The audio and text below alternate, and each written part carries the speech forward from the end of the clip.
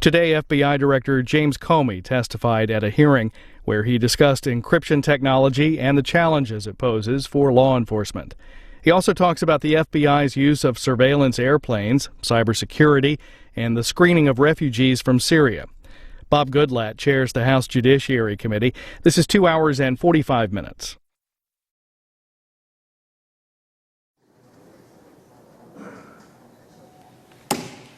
Good morning. The Judiciary Committee will come to order, and without objection, the Chair is authorized to declare recesses of the committee at any time. We welcome everyone to this morning's hearing on the oversight of the Federal Bureau of Investigations, and I will begin by recognizing myself for an opening statement. Welcome, Director Comey, to your second appearance before the House Judiciary Committee since your confirmation as the 7th Director of the Federal Bureau of Investigation. We are happy to have you here with us today. I once again commend your distinguished service to our nation, and I'm confident you will continue to serve honorably at the helm of the FBI. Today, the FBI continues to face the effects of one of the worst national security leaks in our nation's history by Edward Snowden 2 years ago. Over the past year, the House Judiciary Committee spearheaded passage of the USA Freedom Act, a bipartisan law that ended a controversial national security program and provided expanded oversight and transparency of America's intelligence gathering. The USA Freedom Act ensures that federal law appropriately respects civil liberties while providing the necessary tools to preserve our collection capabilities and thereby meet our national security responsibilities.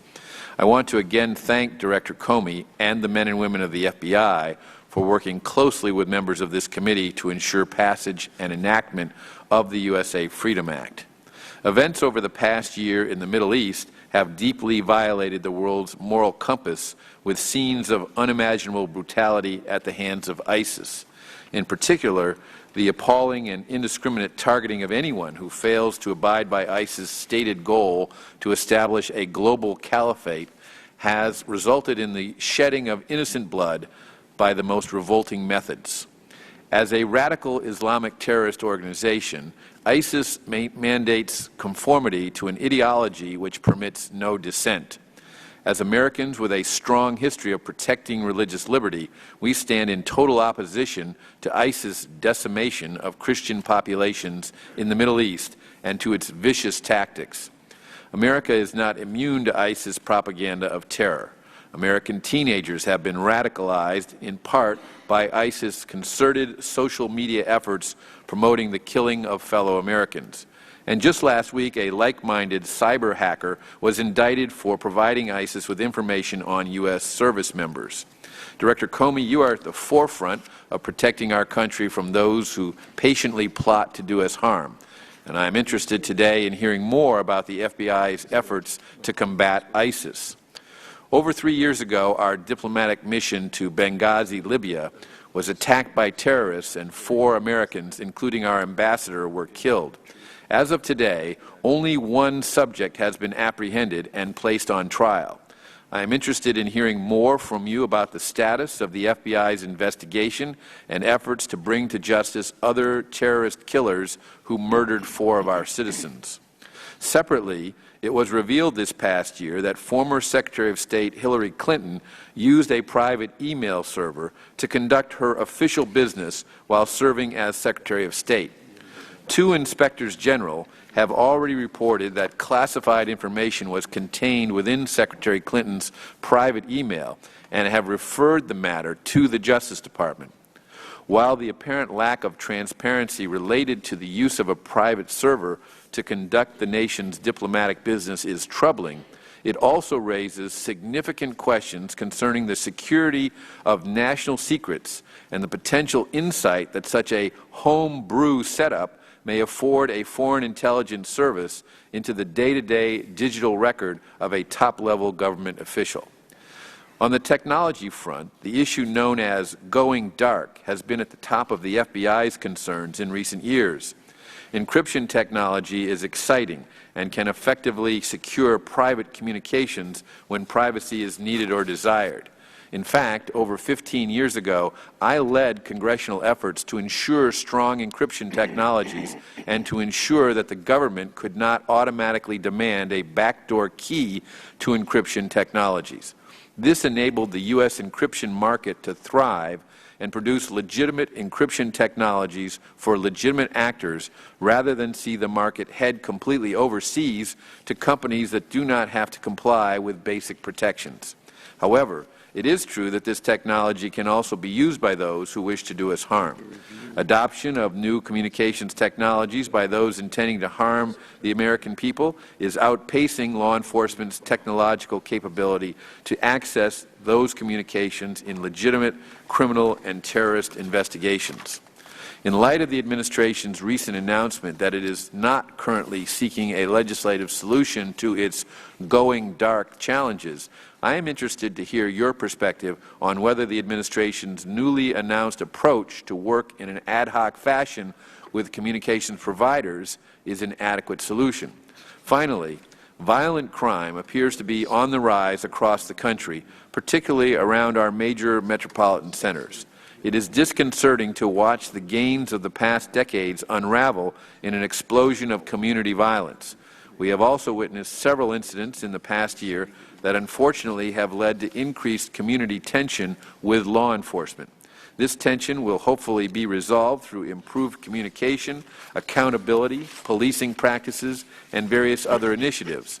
I hope to hear the FBI's perspectives on the reasons for the increase in crime and how to ensure that law enforcement officers and the citizens they serve can coexist in a safe and respectful environment. In conclusion, Mr. Director, please know that this committee sincerely appreciates your efforts to keep us safe and the heroic actions consistently performed by the men and women of the FBI to protect our country. I look forward to hearing your answers on all of these important topics today, as well as on our other issues of significance to the FBI and our nation. At this time, I'm pleased to recognize the ranking member of the committee, the gentleman from Michigan, Mr. Conyers, for his opening statement. Thank you, Chairman Goodlatte. Good morning, Director Comey. We welcome you for this second appearance before the House Judiciary Committee since taking office on September the 4th, 2013. The FBI's mission is a complex undertaking to protect the United States from terrorism, to enforce our criminal laws, and to lead the nation's law enforcement community. And yet, as vast as this mission seems, I think nearly all of the discussion we will have here today can be distilled into one word: trust. Trust in the executive branch to respect and secure our privacy and our civil liberties. Trust in the FBI as an institution. Trust in state and local agencies that police our communities. In many respects, Director Comey, I think we agree on this point. For example, you have spoken powerfully about the hard truths we must keep in mind when we discuss race and policing, and particularly when we discuss the use of force by police officers. I'm told that you require all new agencies to study the FBI's interaction with Dr. Martin Luther King Jr. and to visit his memorial at the Tidal Basin. I'm also advised that you keep on your desk a copy of Robert Kennedy's approval of J. Edgar Hoover's request to place a wiretap on Dr. King. These are powerful reminders of a troubling and not too distant history. It's not difficult to draw a line from that era to recent events in Ferguson, Baltimore, New York, and Cleveland. And that's why your work to build trust between police and our communities is so important. Nowhere is that effort more apparent than in your call for better data on the use of force by police.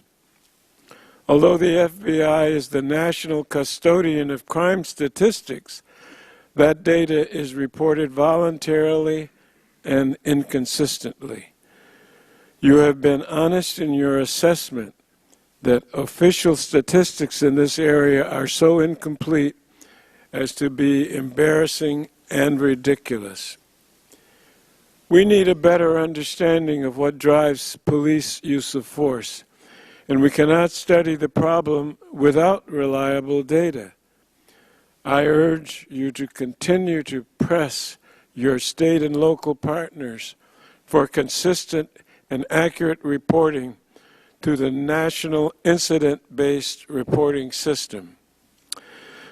Just as we must rebuild trust in certain state and local law enforcement units, we will look to your testimony today to reassure us about a number of programs and activities at the FBI. Earlier this year, the public noticed a small plane flying in a tight pattern directly over the site of unrest in West Baltimore. Other reports from other parts of the country, including my own district in Detroit, raised questions about the presence of similar aircraft. The FBI has since confirmed the existence of its aerial surveillance program. On June 3rd, 15 members of this committee wrote you to ask for more information about this program. Your team provided our staff with a briefing soon thereafter, but the public still has many questions about aerial surveillance, and you've said that there is a great deal of misinformation about this program. I would like you to use your testimony and presence here today to explain from your perspective how this program works and why we should trust the Bureau to operate it. Similarly, I think we would benefit from the description of encryption and what you've called the going dark problem. Over the past year, you have called for a congressional mandate to give the FBI special access to otherwise encrypted data. I have a difficult time understanding this proposal. Every technical expert who has spoken on this issue has concluded that it is technically impossible to provide this access without also compromising our security against bad actors. Even if it were technically feasible, it would cost our technology sector perhaps billions of dollars to implement the scheme, and perhaps billions more from loss of business overseas where the United States government surveillance programs have already taken a toll on the industry. And even if it were technically feasible and easy to implement, a new rule for United States companies would not succeed in keeping bad actors from using unbreakable encryption, which is open source, free, and widely available from companies based overseas. As Chairman Goodlatte argued when we had this debate in 1999, only by allowing the use of strong encryption, not only domestically but internationally as well, can we hope to make the Internet a safe and secure environment. I agree with that sentiment, and you have made similar public statements, and I hope that you can help us to reconcile that view with your call for special access. And finally, because rigorous oversight is necessary for public trust, I hope that you will commit today to full compliance with the Inspector General Act. For the past 5 years, The FBI has resisted the clear mandate of that law. The Inspector General of the Department of Justice is to have timely access to every document he requires to carry out his duties. Noncompliance has real consequences. This committee waited until February of this year to receive a report about the FBI's use of Section 215 orders from 2007 to 2009. The public waited until May for the unclassified version. In the middle of a national debate on government surveillance, we waited 6 years for critical information. This delay is unacceptable. I understand that there are other interpretations of the law. Congress will soon clarify the matter, likely in overwhelmingly bipartisan fashion. But in the meantime, Director Comey, I hope that the Bureau will step away from its litigating position and give the Office of the Inspector General the access it requires and deserves. Your job is a complex and demanding one, Director. We appreciate you being here today, and I look forward to your testimony. And I thank the Chairman and yield back. Thank you, Mr. Conyers. Without objection, all other members' opening statements will be made a part of the record. We welcome our distinguished witness today, and if you'll please rise, we'll begin by swearing you in. Do you swear that the testimony that you are about to give shall be the truth, the whole truth, and nothing but the truth, so help you God? I do. Thank you. Let the record reflect that the witness has responded in the affirmative. On September 4, 2013, Director Comey was sworn in as the 7th Director of the FBI. He began his career as an Assistant United States Attorney for both the Southern District of New York and the Eastern District of Virginia. After the 9/11 terrorist attacks, Director Comey returned to New York to become the United States Attorney for the Southern District of New York.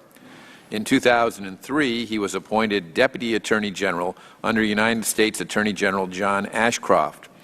Director Comey is a graduate of the College of William and Mary and the University of Chicago Law School. We welcome you again today to your second appearance before the House Committee. Your written statement will be entered into the record in its entirety, and we ask that you summarize your testimony in 5 minutes. And with that, we welcome you again to the committee. Thank you, Chairman Goodlatte. Congressman Conyers, it's good to be back before you and the members of the committee for my second annual oversight hearing. I expect to be back for 8 more during my 10-year term, which I look forward to very much. What I thought I would do is just explain to the committee in very short form how we at the FBI think about ourselves and a couple of the things that are prominent in our work today. I think the FBI can best be described in a single sentence. We are a national security and law enforcement organization that uses, collects, and shares intelligence in everything that we do. That sentence captures us in 2 different ways. First, the first half of that sentence, we are a national security and law enforcement organization. There is great strength for the American people in having our criminal responsibilities and our national security responsibilities in the same place. Perhaps no more better example is there of the strength that's gained from that combination than the rule of law as the spine of the FBI. It is a great thing, I think, for this country that the people responsible for counterintelligence, counterterrorism, and the criminal work all have as part of their being the rule of law and the Bill of Rights.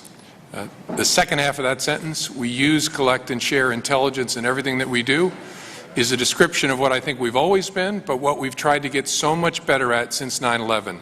That is being thoughtful about what we know, what we need to know, and who needs to know what we know, so that we can all be more effective in protecting this country.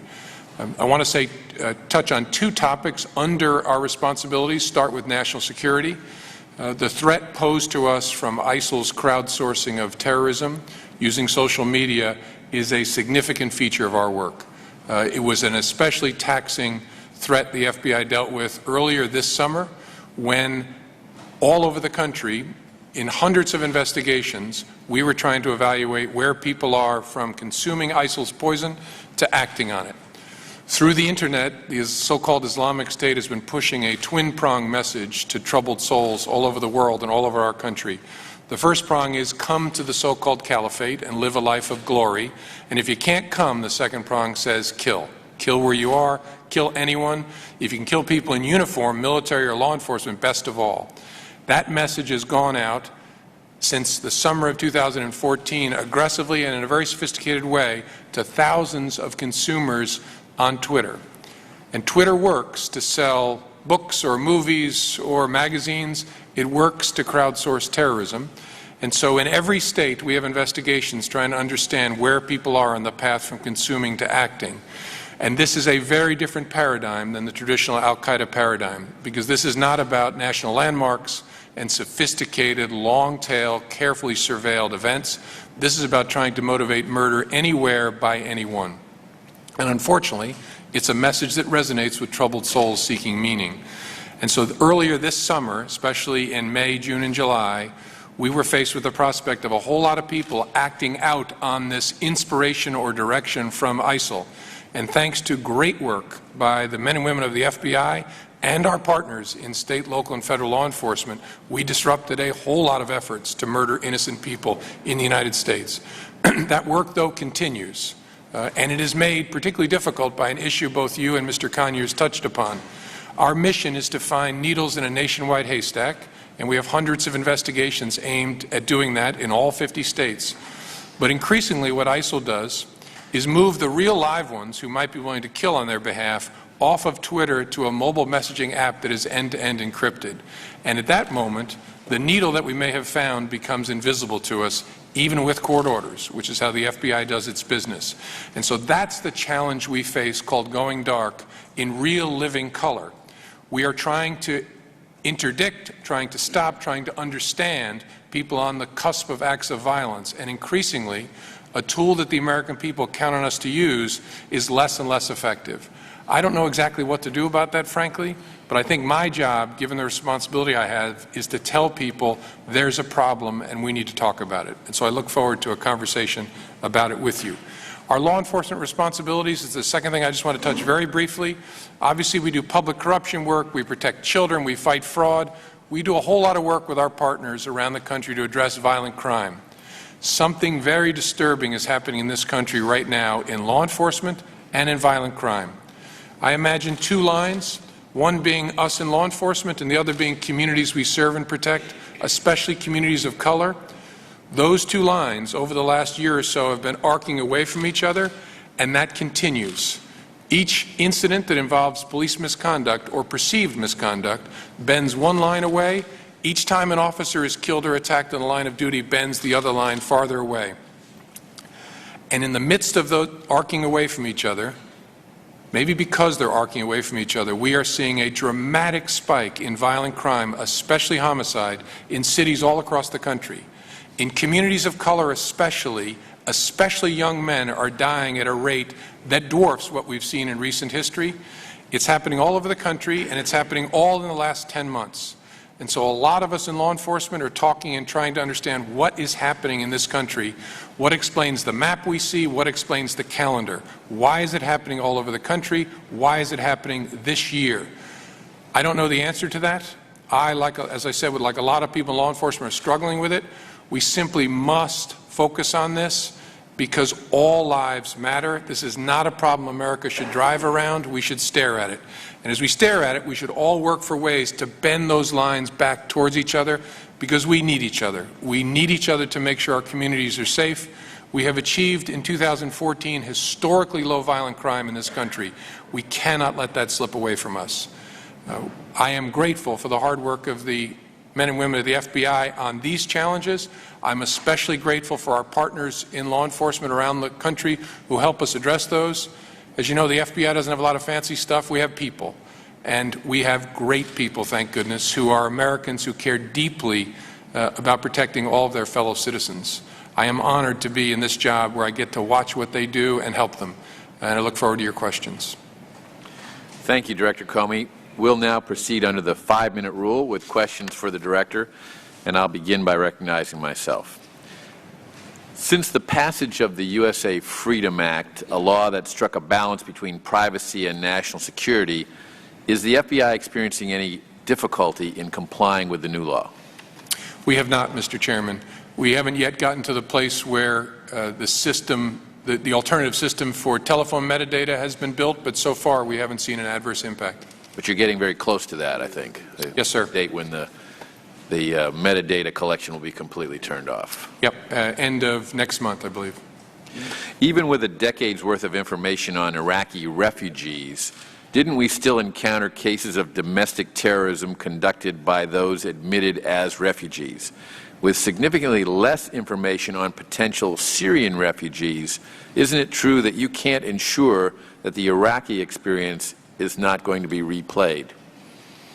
Thank you, Mr. Chairman. Yes, you're correct that we did discover in people who had come in as refugees from Iraq a number of people who were of serious concern, including 2 that were charged when we found their fingerprints on improvised explosive devices from Iraq. And there's no doubt that that was the product of a less than excellent vetting that had been done on Iraqi refugees. There's good news and bad news. The good news is we have improved dramatically our ability as an interagency, all parts of the U.S. government, to query and check people. The bad news is our ability to touch data with respect to people who may come from Syria may be limited. That is, if we don't know much about somebody, there won't be anything in our database. In fact, much less than we would have access to when we were in Iraq. I think that's fair. Had extensive networking and access to information about Iraqi citizens. That simply does not in any way compare to the lack of information we have today about Syrian nationals who are seeking refugee status in the United States. I think that's a fair generality, that the data we had available to us from Iraq from a decade of our folks being there, encountering people, is richer than the data we have from Syria. The director of the National Security Agency has said that former Secretary of State Clinton's private email server would be a sought-after target for a foreign intelligence agency. Do you also believe that a foreign intelligence agency, particularly in adversaries, could benefit from acquiring and exploiting sensitive and classified information of a top-level U.S. government official? Mr. Chairman, I respectfully say that's one I'm not going to comment on. As you know, the FBI is working on a referral given to us by inspectors general in connection with former Secretary Clinton's use of a private email server. As you also know about the FBI, we don't talk about our investigations while we're doing them. This is one I'm following very closely and get briefed on regularly. I'm confident we have the people and the resources to do it in the way I believe we do all our work, which is promptly, professionally, and independently. But I don't want to do anything that would compromise my ability to do it that way by commenting beyond that. Well, how about answering my generic question, not directed at the specifics of that case, but rather the question of whether you believe that a foreign intelligence agency, particularly in adversaries, could benefit from acquiring and exploiting sensitive and classified information of a top-level U.S. government official? Yeah, thank you, Mr. Chairman. I hope you'll understand why I don't think it's appropriate for me to answer that. I want to preserve my ability to oversee this investigation in a way that is both in reality independent and fair and is perceived that way.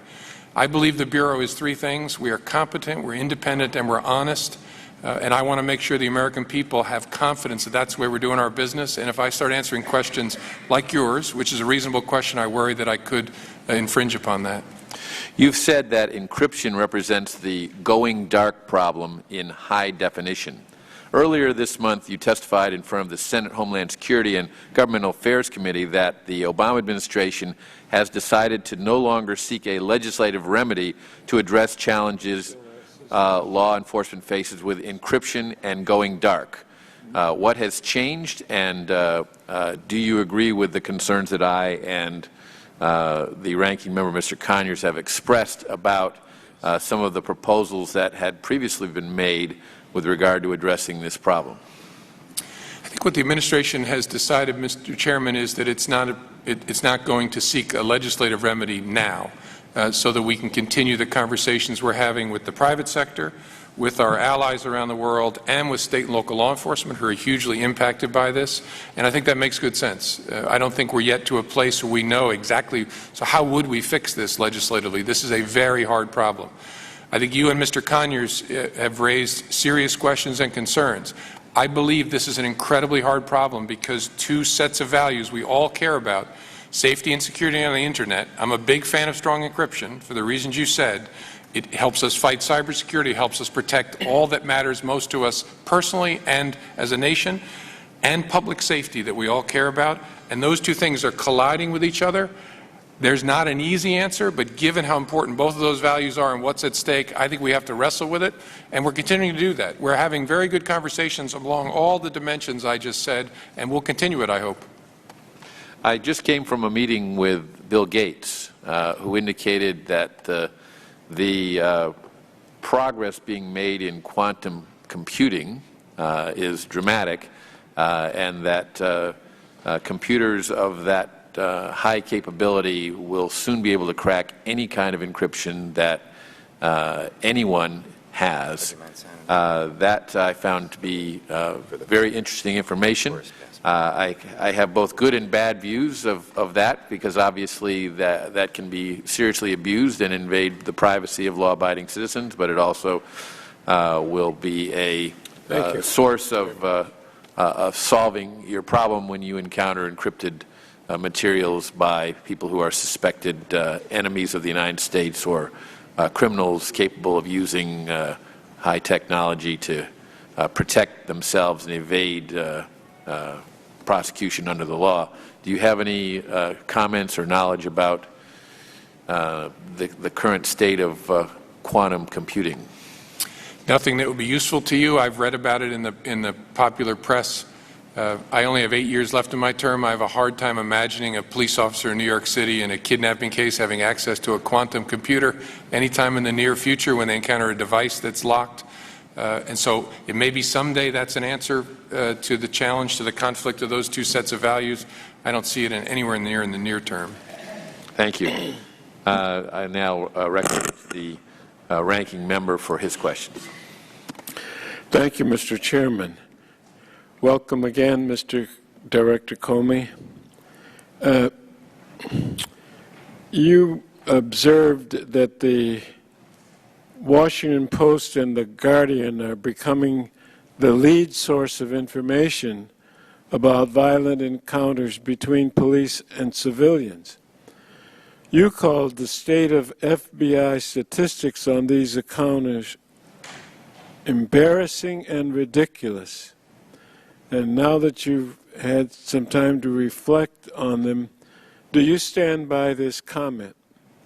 I do, Mr. Conyers. I think it's embarrassing for those of us in government who care deeply about these issues, especially the use of force by law enforcement, that we can't have an informed discussion because we don't have data.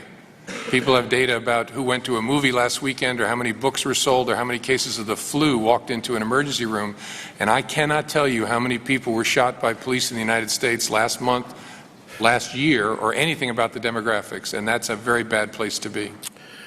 Why, sir, does the FBI have trouble collecting this information?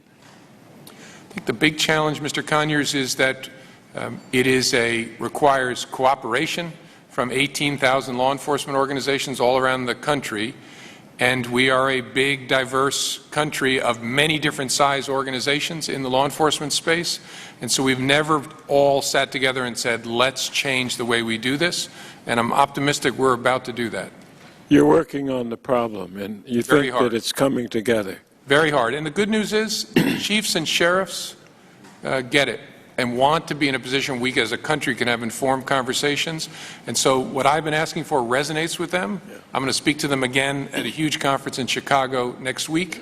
And I'm optimistic that we can get to a much better place. It's going to take us a few years, but I think we can get to a much better place. I hope so.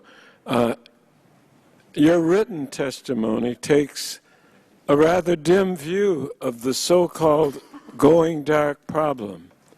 You want private companies to understand the public safety and national security risks that result from malicious factors. use of their encrypted products and services. In the past, you have balanced comments like these with an honest assessment of the benefits of strong encryption. I want you to take some time to do that here. Why is encryption important to the Internet economy, to cybersecurity, and in many cases, to our personal security? Encryption is vital to our personal security because all of our lives are now online. I like people locking their cars when they go into a store. I like people to lock their homes so that people can't break in and steal what matters to them. Now what matters to us as people and as companies and as a country are online. And so it ought to be secured in a way so people can't steal our innovation, our identities, information about our children. So encryption is a very good thing, and the FBI has long said that. The challenge we face is that we never lived in a world with locks that couldn't be open on a judge's order. And so now we face that world where all of our lives will be covered by strong encryption. And so judges' orders under the Fourth Amendment will be unable to be complied with, and there are significant costs to that. And that's what I meant by the conflict of the values, public safety and security on the Internet. And that's what makes it such a really hard problem.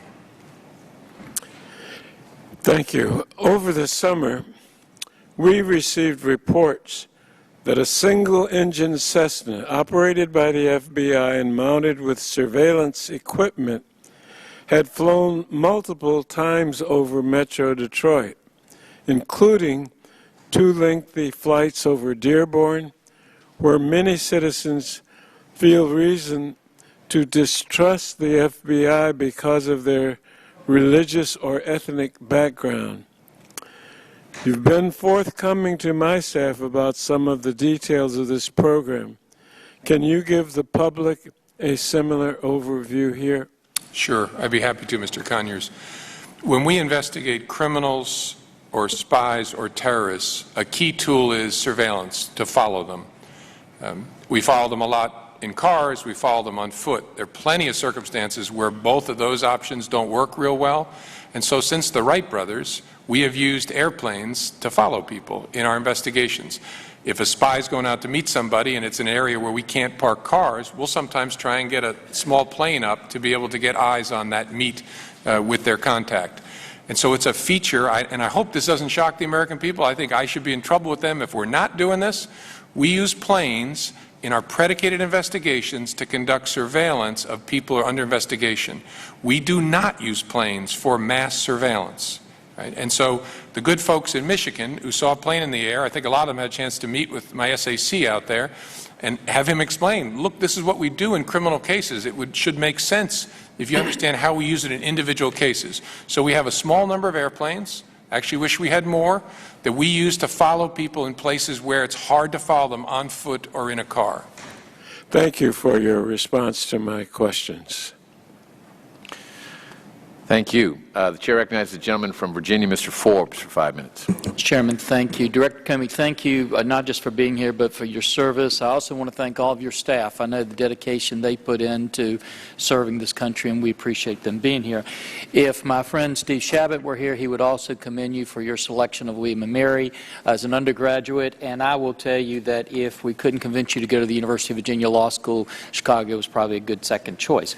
But I have a question. As I listened to the ranking member today talk about trust, and he talked about the symbols that you have on your desk regarding police brutality and efforts by law enforcement. But you mentioned it was important to have reality and perception, both of those, when you're looking at that trust.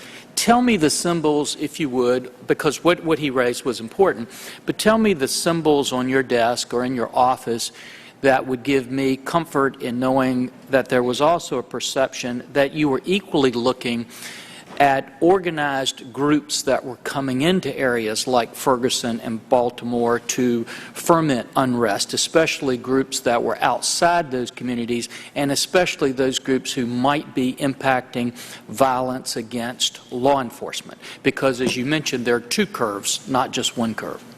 Yeah, thank you, Mr. Forbes. First of all, to make sure the record's clear, what I have on my desk, to me, is a message of the importance of restraint and oversight within government. And so it's a wiretap order that relates to Martin Luther King. It's not about law enforcement, police misconduct, which is something, obviously, police misconduct is something we take very seriously. I've devoted my whole life to law enforcement. I come from a law enforcement family. One of the things that's prominent in my office is a picture of my grandfather in 1929 escorting a dangerous felon to jail. My grandfather was a detective who rose up to lead a significant police department. And so I care an awful lot about making sure law enforcement has the confidence of the community, that we conduct ourselves well, but that we protect law enforcement from attacks. I call, one of the things in my office that reminds me, this is my phone. Whenever a police officer is killed in the line of duty, I call the chief or sheriff of that slain officer to offer the condolences of the FBI. I make far too many phone calls. And so we care about both, making sure law enforcement acts well and that we investigate people who would harm law enforcement, whether it's groups, sophisticated groups, or individual actors. It's a feature of all the work that we do.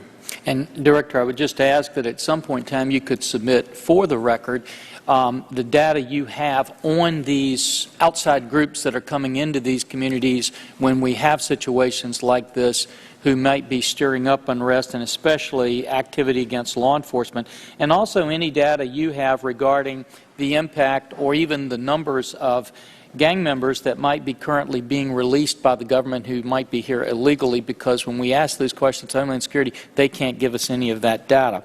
Second question I'd have for you is, you know, the OPM breach impacted over 22 million current, former, and prospective federal employees and contractors.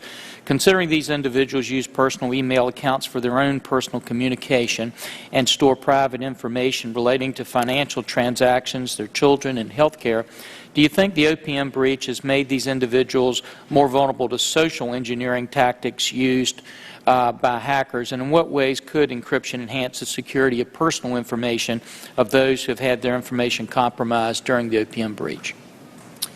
I think the OPM breach, as I've said in other settings, is disastrous because it's a gold mine for foreign intelligence services that would allow them to use that material to conduct very sophisticated socially engineered spear phishing attacks, for example, to penetrate people's systems. I think encryption is very important to protect people's information. I don't think encryption will directly blunt that particular vector, because it would allow a nation state to send me an email from my sister about my nephew with an attachment, and it's highly likely I will open that email and click on that attachment. So I actually see them as two separate problems, both serious problems, though. Good. Thank you, Mr. Rector. And with that, Mr. Chairman, I yield back. Chair thanks the gentleman and recognizes the gentlewoman from California, Ms. Lofgren, for 5 minutes. Thank you, Mr. Chairman, and thank you, Director Comey, for being here again. You know, the National Instant Background Check System was created as a result of the Brady Act of 1993, before I was in the Congress, and it requires that gun sales by licensed gun dealers are subject to background checks, but allows transactions to proceed after 3 days unless the FBI stops the transaction based on criteria such as felony record or domestic violence, misdemeanor convictions, and the like. Now, under the rule, even if the FBI has not completed its check, the dealer has the discretion to complete the sale after 3 days have passed and they haven't received a red light from the FBI. That's my understanding from news reports that the man who shot and killed 9 people at the Emmanuel African Methodist Episcopal Church in Charleston, South Carolina on June 17th was sold a gun by a dealer who waited 5 days but did not receive a response from the NICS examiner. Now, the shooter had a drug possession conviction that, if it had been found by the NICS examiner, would have prevented the gun sale. Due in part to an error in the shooter's arrest records and also the large caseload and time constraints placed on the NICS examiner, the gun dealer didn't receive the red light that would have prevented this gun sale and possibly prevented this massacre. So I have a couple of questions. First, what can be done to make sure that we have a timely response and we have the data available to prevent the sale of guns to those who are not eligible to buy them, number one. Number two, should the law require a green light from the FBI to prevent firearms transfer to those prohibited by law from buying them instead of the red light system that we have now? And do you think that we should examine the amount of time that we give for background checks beyond 3 days if we don't go to an affirmative green light system? Thank you, Ms. Lofgren. With respect to the case of Dylan Roof, as you said, the law gives dealers must wait 3 days, business days, to give the FBI an opportunity to conduct the background check. In that circumstance, the gun dealer was notified it was in delayed pending status, and at the end of 3 days, if it's still in delayed pending, the gun dealer has the discretion to transfer or to wait. Some large gun dealers wait. This gun dealer transferred, which was consistent with the law. And there were a number of errors in the processing of his that allowed his drug possession arrest to be missed, and so the gun was transferred. We have stared very, very hard at that and have tried to figure out what we can learn from that. There were some easy fixes to our processes, but we're looking at bigger fixes to see whether we can surge resources, whether we can add innovation to make our processing faster.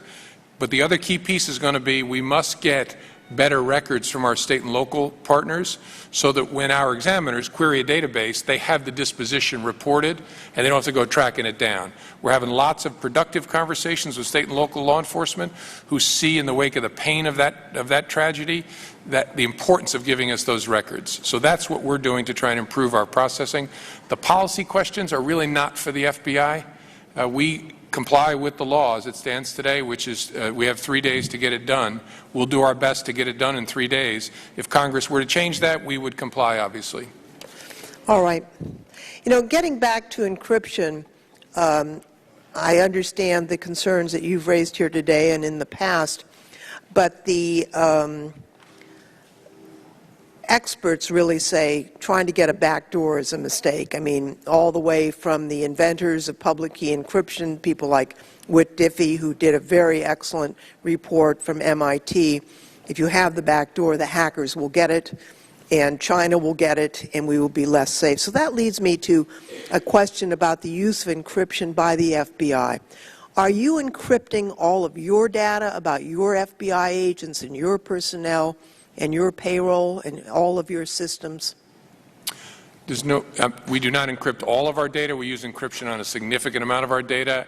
I'd have to follow up with you to give you the particulars on maybe a percentage breakdown, but it's an important feature of our work. Well, I'd like to follow up with that because I was stunned that the Office of Personnel did not have that important data encrypted. The federal government should protect itself by encrypting this data. We know that we're being hacked constantly by state actors and enemies of our country, and I'm sure that they would love to get data about the FBI as well, and I look forward to hearing greater details on that. And I yield back, Mr. Chairman. Chair thanks the gentlewoman and recognize the gentleman from California, Mr. Issa, for 5 minutes. Thank you, Mr. Chairman. I've got so many questions and so little time, so I'll try to touch on each of them and bear with me.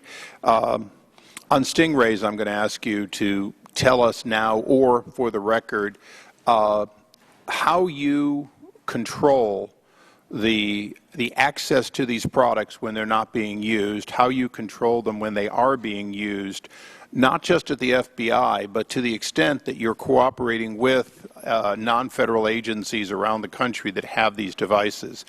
And specifically, I'm very concerned that since they're being used at times without warrant, mostly, and there are at least some allegations they've been used to track policemen's girlfriends or wives' activities and so on, that they are too powerful a tool not to have a series of controls. And I'd like to, again, some of this you can answer for the record. I think on that I'd like to have a full understanding of federal policy and controls.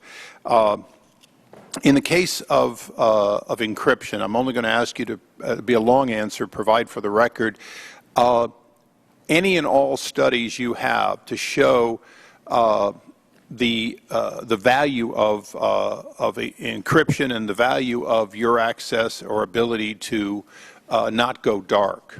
And if it's classified, I'll look at it in a classified session, but I'd like to fully understand the value and the studies related to that general direction of the administration.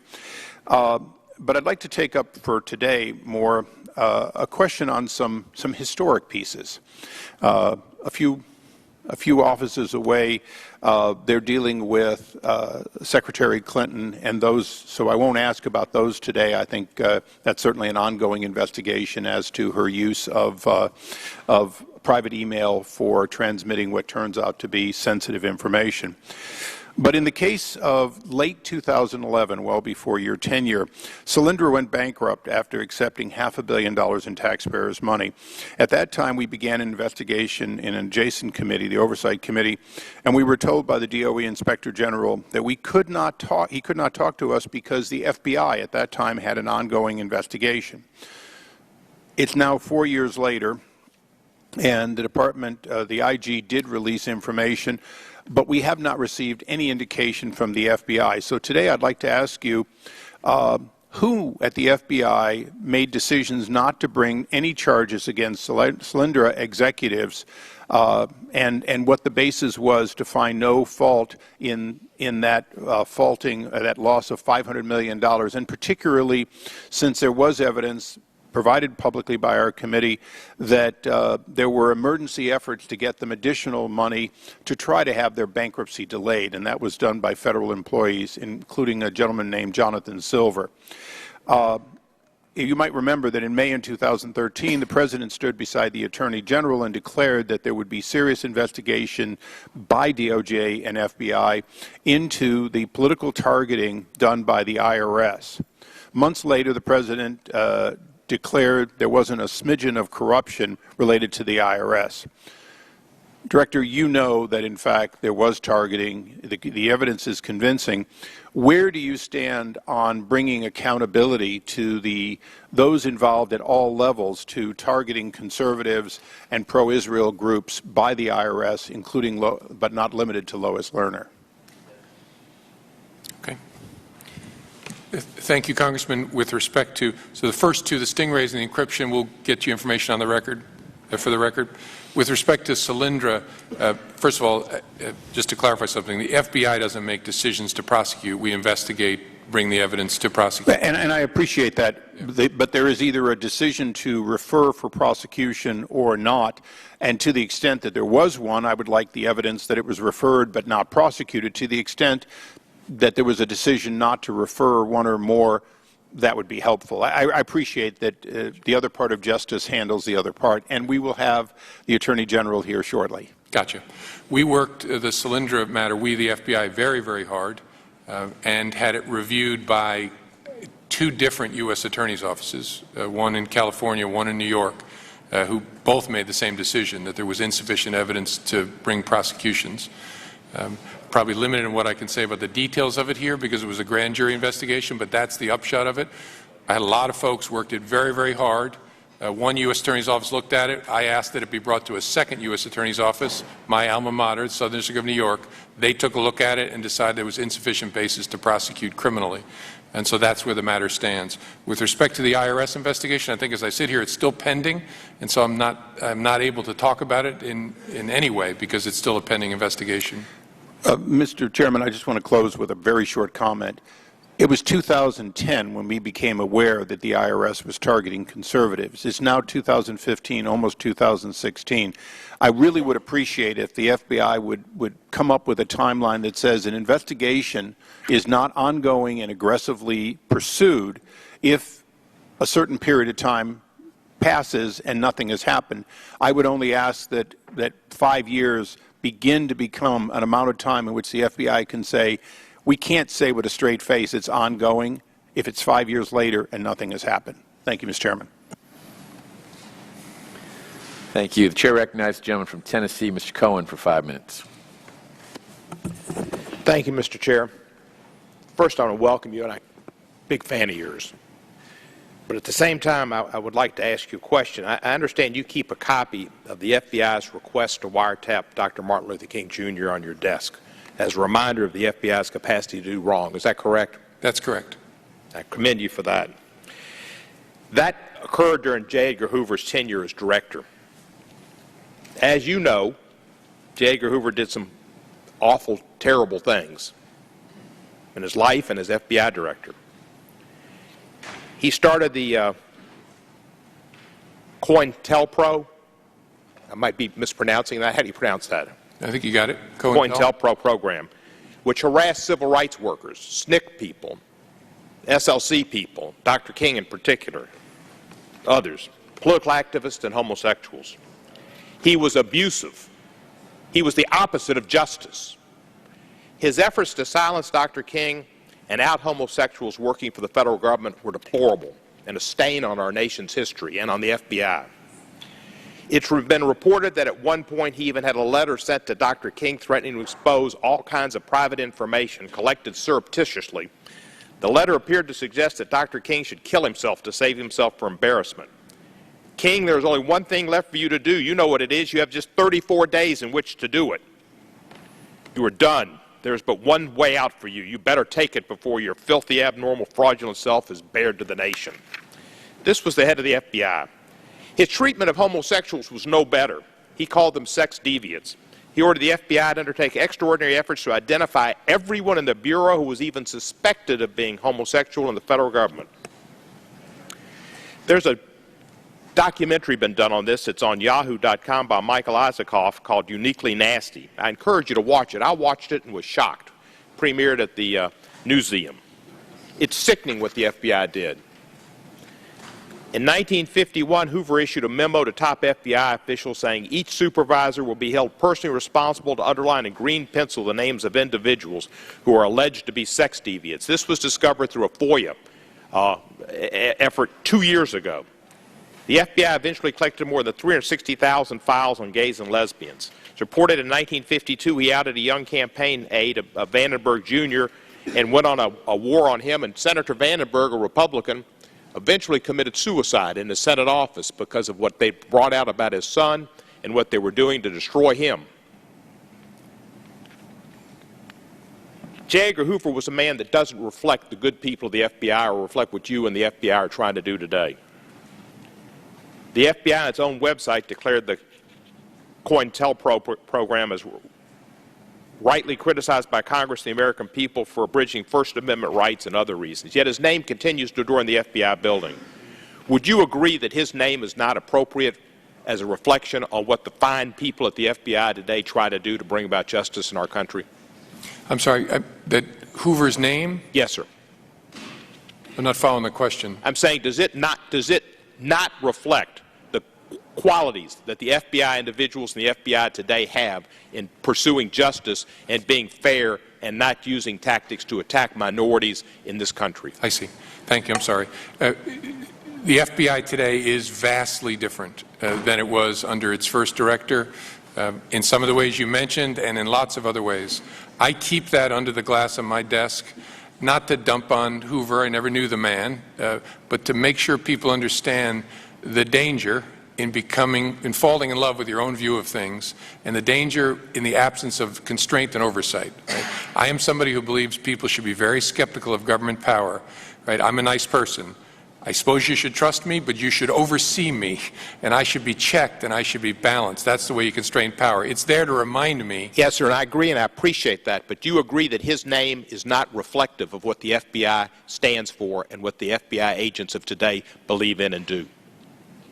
I think that's fair if you're focusing on, Hoover did a lot of good things for law enforcement in the United States, did a lot of things that, through the lens of history, we reject as improper, and so I'm no historian, but I would imagine a historian would say you got to take the total measure of the person and figure out what's bad, what's good, and I'm just not equipped to do that. Thank you, sir. I would like to see his name taken off the building and have a bill. Representative Burton had it with Chris Shays in the past, and I'm going to reintroduce that bill. But I would hope, as I mentioned to you the last time, that when we have a new building sometime in the future, it's named for somebody like you. Well, I appreciate that. I hope it's not Congressman Edwards, yeah, or Attorney General Kennedy. Yeah. And I yield back the balance of my time. Chair thanks, gentlemen, and recognize the gentleman from Iowa, Mr. King, for 5 minutes. Thank you, Mr. Chairman.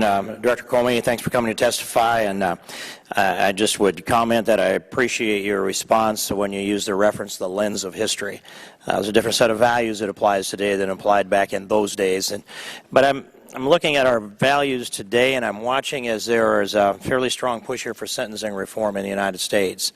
And I've watched as the President, or the administration at least, has directed that thousands be released onto the streets before they serve their terms, and that we've seen that some of them have been charged with homicide and found guilty of homicide. I think that number is around 121 or so. But I saw another number, 36,007 felons released, and then a subsequent number. I'm actually blurred by the parade of releases that we've seen, and now I see appears to be a group of legislators that believe we can save some tax dollars by releasing more onto the streets. Are you aware of any studies that would help us quantify the impact of these releases in terms of either prospective crimes that are likely to be committed, or perhaps even quantifying it in terms of the dollar value that's suffered in great, huge, whopping chunks by crime victims? I'm not aware of any studies on that. It's not that I would be. That's sort of a policy question, but I'm not aware of any. Yeah, and they're very hard to find. I've searched a long ways back from it. I'm only going from memory. It occurs to me that in 1992 there was a Justice Department study that did quantify numerically the cost of crime. But do you have any studies that show statistically whether there'd be more crime or less crime that would take place because of the releases, the early releases? I'm not aware of any studies on that. What would be your professional estimate? I don't need a number. Would we have more crime or less crime? Well, I know we face as a country a significant challenge with recidivism, right? High reoffend rate among people who are released. And my whole career is dedicated to the proposition that law enforcement contributes to a drop in crime. It's certainly not entirely responsible for the historic drop in crime we've seen over my lifetime, but it's a big part of it. And so that's the way I think about it. Mandatory sentencing statistically shows to have had a positive impact on reducing the crime in the streets of America? I think so. Mandatory minimums have been an important part of my work as a prosecutor.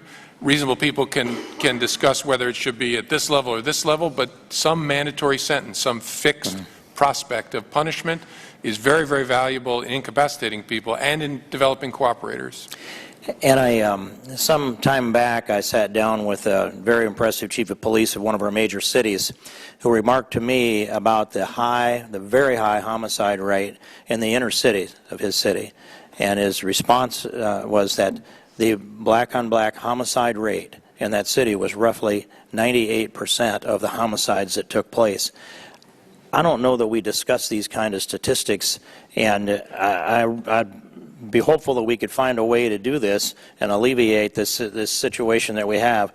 I'll just say we've gone into a void on this for politically correct reasons, but are you aware of any data that would reflect what I've represented to you? I think there's a lot of data collected by criminologists and others on the demographics of homicide victims and perpetrators. I can't cite it to you off the top of my head, but I know there's smart people who've done that work. And that 98% number, that wouldn't be shocking to you if that were proven out to be true by a legitimate study? I don't think it would shock me in particular neighborhoods that are heavily concentrated with people of a certain demographic background, but I don't know the number off the top of my head. Yes, thank you. Is there an investigation of Planned Parenthood currently taking place in the FBI? I know, Congressman, as I sit here, I'm not able to answer that question because I don't know enough. I know there's been letters written to the Department of Justice about it. I'll have to get back to you on that one because I don't know the status of matters within the FBI on that sitting here this morning. Has anyone from the administration, to your knowledge, ever sought to influence you or any of your subordinates on whether or not to investigate a crime? Never. And specifically not Planned Parenthood either would be included in that? That would be included. And I think that would be consistent with your competent, independent, and honest characteristics of the FBI. I'd just pose this question that, let me quickly go another way. USA Freedom Act, you're implementing it now. And do you have access to more or less information than you had before the USA Freedom Act was passed? It really hasn't changed because we're still under the old telephone metadata system. As I said to the chairman, I think the new one kicks in at the end of November. So and currently, our world is unchanged. Okay. You expect more or less? I expect more, actually. That'll be interesting to follow up on if I had another minute, but I will yield back and thank the chairman.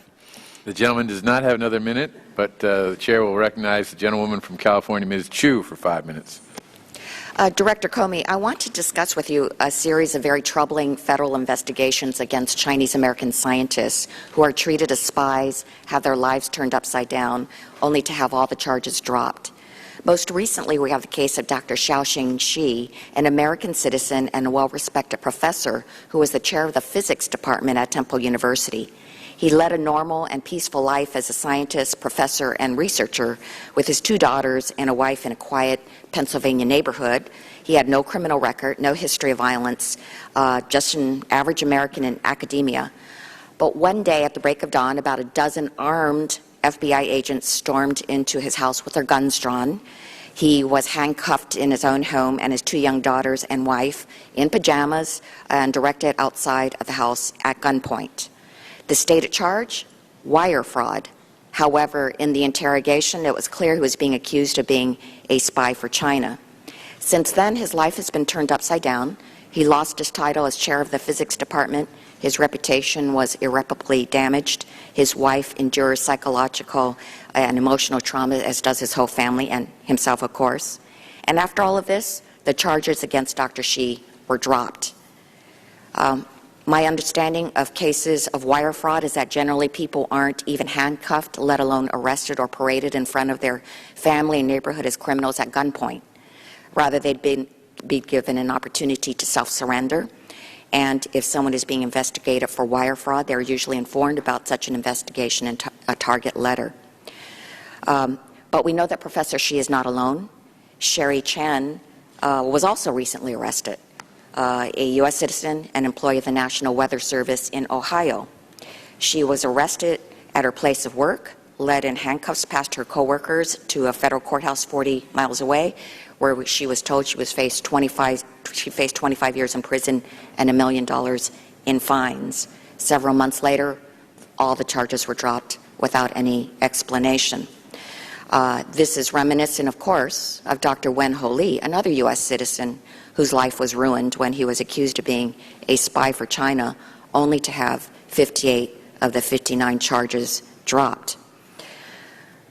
Let us not forget that during World War II, 120,000 Japanese Americans lost everything they had and were imprisoned in desolate camps because they were accused of being spies for Japan. 3/4 of them were U.S. citizens. 70 years later, not a single case of espionage was proven. I'm particularly concerned about this because there is a stereotype that Asian Americans are perpetual foreigners, no matter how long they've lived in this country. So my question to you is this common practice to have a dozen armed FBI agents arrest someone for wire fraud, someone who is not a flight risk and poses no harm to law enforcement? Or is there a presumption of guilt when it comes to Chinese Americans because they are viewed as spies for China? Thank you, Congresswoman.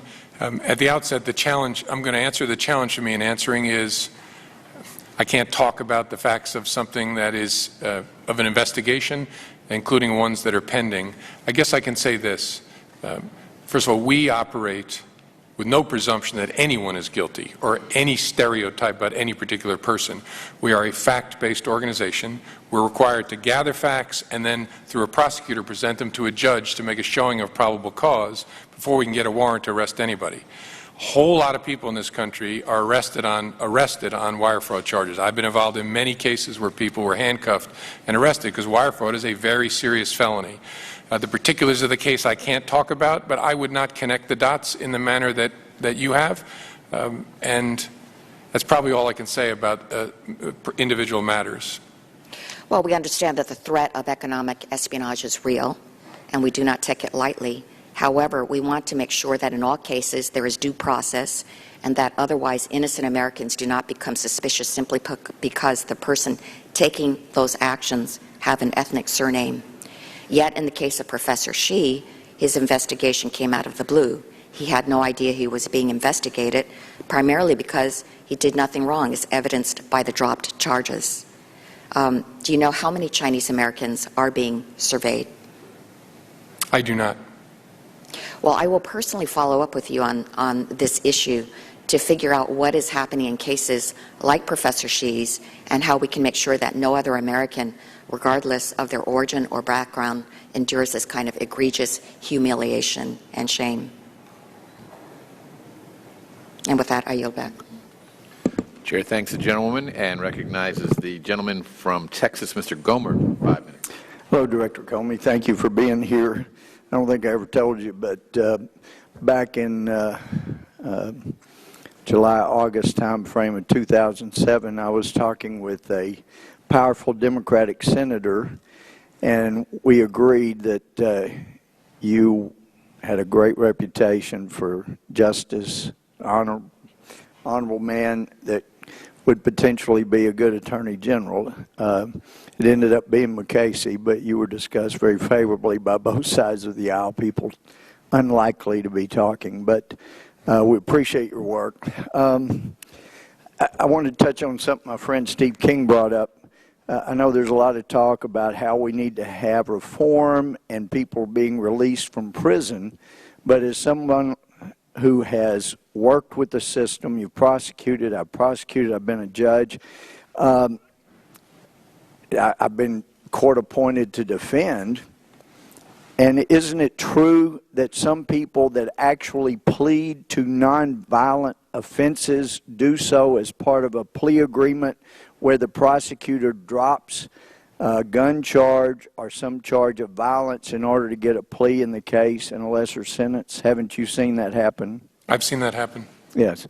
And so that's why for someone like me who's a former judge who saw those kind of plea agreements take place, even though I was in the state side, it's shocking to see people come from the outside and say that this wasn't a fair sentence without really considering what could have been prosecuted, what could have been pursued, and what was, a transaction, an agreement between a prosecutor, a defense attorney, that the judge considered all the circumstances and came down on the side of the agreement. Now, I want to touch on something else you had said about with Iraq refugees. You had a database, apparently, of fingerprints from IEDs, evidence that had been obtained from Iraq. Did I understand that correctly? Yes, sir.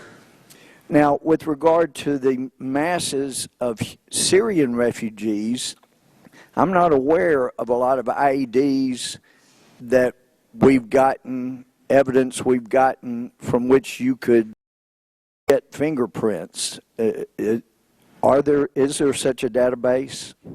I think that's right. There may be some and a variety of other intelligence sources that may help us try and understand who people are. But the point I was trying to make is we had a whole lot more information about Iraq because our soldiers had been there, run into people, and collected information. Well, and that goes to a concern of mine. I'm not the biggest fan of the UN, but they have data pulled from their website this morning that says, starting off, that more than 43 million people worldwide are now forcibly displaced as a result of a conflict and persecution. And it goes on to say that children constitute about 41% of the world's refugees, and about half of all refugees are women. So it was very disturbing to pull this from the UN website in September that says of the 381,412 arrivals that came across the Mediterranean Sea just this year, up to September, that 15% were children, 13% were women, and 72% were men.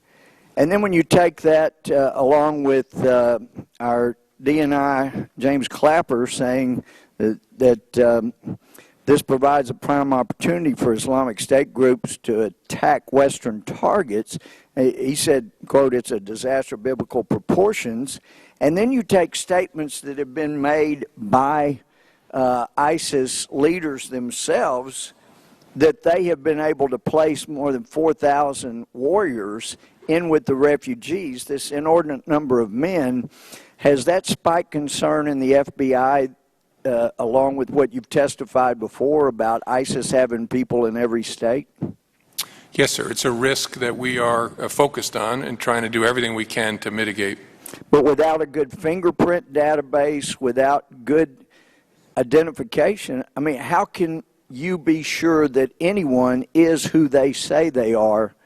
You don't have fingerprints to go against. If they've got documents that say they're one, I've been out on the border when I've watched people exchange identification information and decide to use the other ones.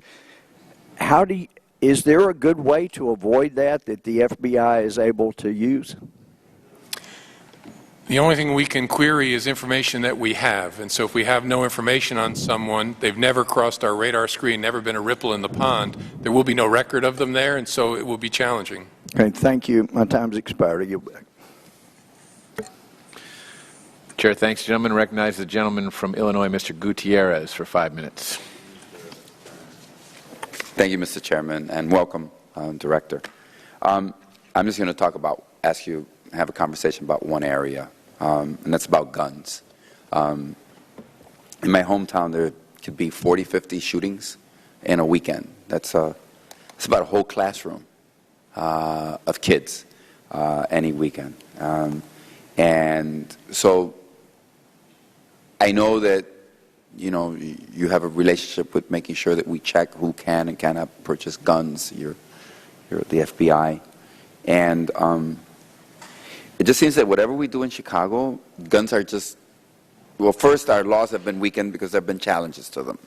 So we used to have pretty strong, when I first got elected in 1986 to Chicago City Council, they give you a badge in Chicago, and you can get a gun. I opted not to take the badge or the gun. I figured the Chicago police could do both of those things, wear the badge and carry the gun for me and for the rest of the people. I think the people of the city of Chicago were well served by me making that decision.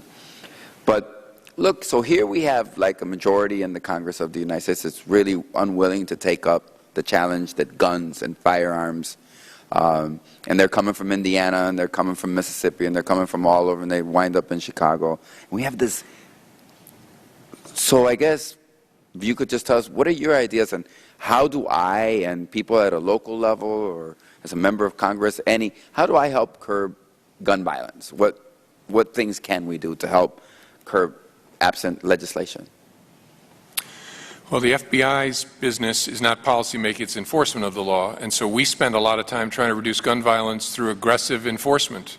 It's a crime for a felon to possess a gun in this country, for a drug addict, for a drug dealer, for someone who's convicted of domestic violence, misdemeanor to do it, to use it in any crime of violence. And so I've devoted a lot of my career as a prosecutor, now the FBI does investigating, to impose costs, to change behavior so the bad guys don't have a gun on their waistband. And that means more fistfights, maybe more stabbings, but fewer shootings, because the challenge we face in a lot of cities is the bad guys think it's just another piece of clothing. So they think about as much about the gun as they do about their socks. And that leads to a whole lot more shooting based on people bumping into each other, frankly. And so our mission is to try and send a strong message of deterrence that you ought not to have that gun. You ought to think a lot more about the gun than your socks. And that will make that corner safer. But it requires tremendous effort by the law enforcement community. We're doing a lot of that, though, including in Chicago, where your characterization is exactly right. What kinds?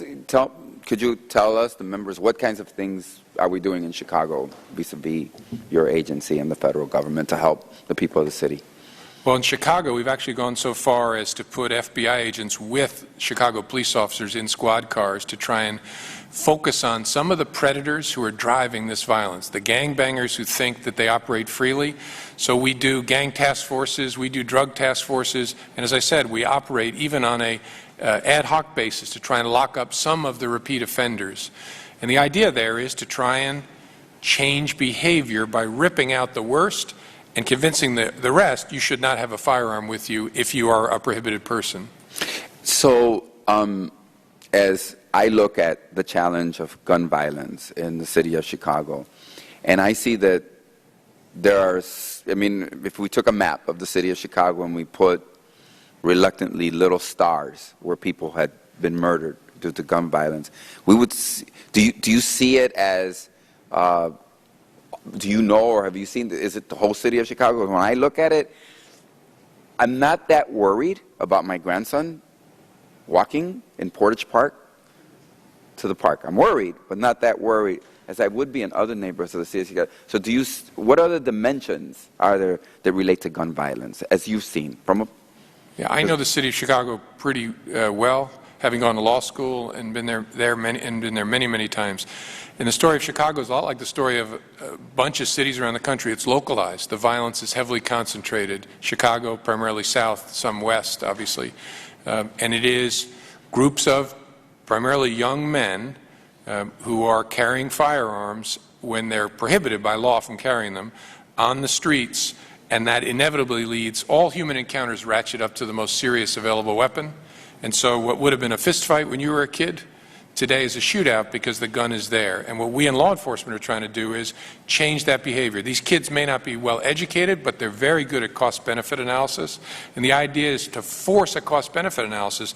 That gun should be a huge liability in the eye of that felon, that drug dealer, that drug addict. And that's the way we hope to change behavior. So, Mr. Director, just 15 seconds and I'll finish up, Mr. Chairman.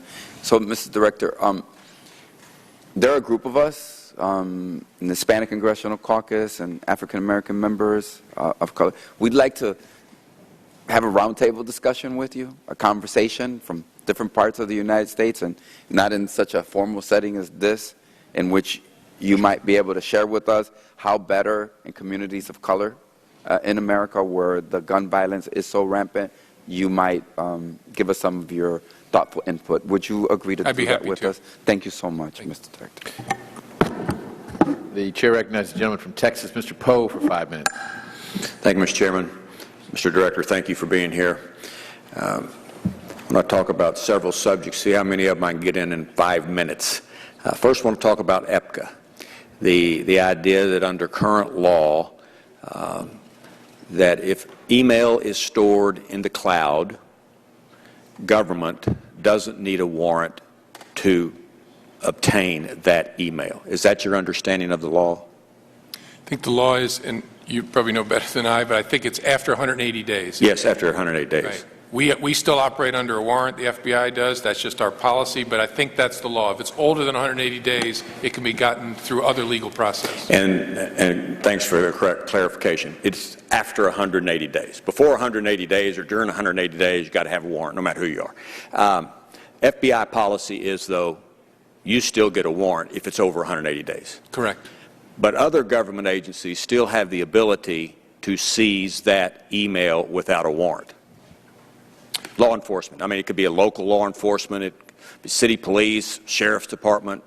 Other law enforcement can seize that email in their jurisdiction because the law doesn't require they get a warrant. I mean, is that your understanding of the law? They would need some kind of legal process. They couldn't just walk in and take it. But my understanding is the law would permit them to get it through a subpoena or some other court order short of a warrant. That's right. So they don't need a warrant. They need some other court document from a magistrate, if so. Yeah. And I'm sure you're aware that myself and Zoe Lofgren have filed legislation to require any law enforcement agency, any government agency, to obtain a warrant if emails are over 6 months old, stored in the cloud. You aware of that legislation? I am. I'm generally aware. Yes, sir. Okay. Next subject, 702. Talk about the backdoor, obtaining backdoor information on from different companies such as Google or Yahoo or whoever. Does the FBI request that a backdoor device be put into like a cell phone? I don't know what you mean by backdoor device. Well, where the FBI could obtain the information in the cell phone without a warrant, and you can ask the maker of the phone, for example, to install a device in the phone to obtain that information. Oh, I see. Now, we would need a court order to be able to, either in a device or online, to be able to take content or put a implant something in a phone. Not just a warrant. We would need a Title III order or a FISA court order. My question, though, is does the FBI request, and maybe you don't, manufacturers to put a device in the phone itself to obtain that backdoor information, to have it available and then a warrant obtained? No. Don't request that? Nope. Okay. Now, when we collect information, it's pursuant. we're talking about the content of people's communication or what they've stored on a device, we do it through a court order.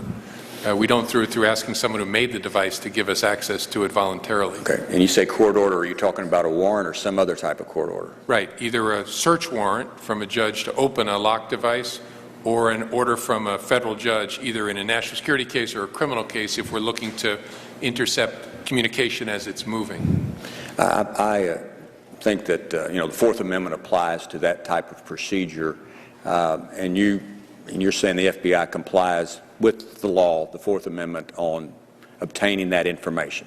Yes, the Fourth Amendment is part of the sort of the spine of the FBI. It's the what of the FBI? The spine of the FBI. I am glad to hear that. Let's talk about surveillance with the use of drones and fixed-wing aircraft. Specifically, targeted surveillance with the use of a drone. Does the FBI obtain a warrant to do that? Use it for a drone, fixed-wing aircraft or a drone, whichever you want to call it. Yeah, any kind of aircraft we don't. If what we're doing is, which is what we use them for, we have a pilot fly around and follow somebody. Drones, we don't. We have a small number of unmanned aircraft. We may use them for fixed surveillance, like when that guy had the kid in the bunker in Alabama. We used a drone to go over the top because we were afraid he would shoot one of the pilots. We had an unmanned aircraft. But we operate drones within line of sight, right? So we have to. Okay. When we're talking about surveilling someone, we're really talking about an airplane with a human being in it flying them around. Right. We do not get a warrant for that. Law doesn't require it. But that's not involved with collecting the communications of somebody. I understand. Yeah. I understand the difference being, I'm not talking about exigent circumstances. I'm just any circumstance the law doesn't require, or there is no law saying the Fourth Amendment applies to the use of drones. The FAA makes those decisions, does it not? Right. To follow somebody in a car or on foot or in a plane, we have to have a predicated investigation, but we don't have to go to court to get permission to follow that person. Do you think the FBI ought to make the rules regarding protection of the Fourth Amendment, or should Congress weigh in on what reasonable expectation of privacy should be regarding that type of issue? The FBI doesn't make any laws. Congress makes the laws, and the courts interpret them. I didn't say the FBI. Reclaiming my time, if the chair would be so patient. The FAA, not the FB, not the FB&I, the FAA, may make the regulations on what you can do with a drone and what you can't do. I think that Congress ought to weigh in and determine what the reasonable expectation of privacy ought to be with the use of drones. Do you have an opinion on that, being the director of the FBI? You want the FAA to continue to do it, or you think Congress ought to set that standard? I don't think I have. The time of the gentleman has expired, but we'll permit the director to answer. I don't think I have a view or a preference. I mean, the FBI, we are maniacs about wanting to follow the law. So if Congress decided to change the law, we would follow it. Thank you, Mr. Chairman. The chair recognizes the gentleman from Georgia, Mr. Johnson, for 5 minutes. Thank you, Mr. Chairman. Director Comey, in your testimony, you mentioned how ISIL and other terrorist organizations field potential recruits in publicly accessible social networking sites and via encrypted private messaging platforms. Could you detail the issues that law enforcement is facing due to the end of encryption? Yes, sir. The ISIL challenge illustrates the problem we call going dark, that ISIL increasingly uses when they find someone who I call a live one, that is someone who might be able to motivate to engage in acts of violence in the United States. They move them from Twitter or Twitter direct messaging. Twitter direct messaging is available to us with court process, to a mobile messaging app that's end-to-end encrypted, meaning if we get a court order from a judge and intercept the communication, we can't decipher it, we can't read it. And so those people, their communications become invisible to us even with a court order. That's the challenge. We actually face that in all kinds of criminal cases as well, but it is very well illustrated by the ISIL challenge. That's what I mean when I talk about that. So in other words, a foreign-based person, a foreign person operating from a foreign location using social network such as Twitter can identify a potential target for radicalization, or someone who's already radicalized but who's reaching out to this foreign-based person, and then they can take it to another site where their communications are encrypted, correct? Correct. And because they're encrypted, then law enforcement, whether or not it has a warrant or not, cannot discover what they are talking about, even though they know that this foreign-based person is a ISIL member. That's correct, and we'd have to have a court order, but the court order would be useless. Yeah. So now the practical impact of that is what? That we can't know what somebody who's planning on an act of violence against a police officer, a military member, or a civilian is up to and when they're going to act. And we're limited to physical surveillance, trying to watch them and figure out what they're going to do, or trying to get other ways to get visibility into what they're up to. So it is darkness, right? They go dark to us in a way that's really important in those matters. Okay, and you mentioned about traditional crimes, domestic crimes, and how encryption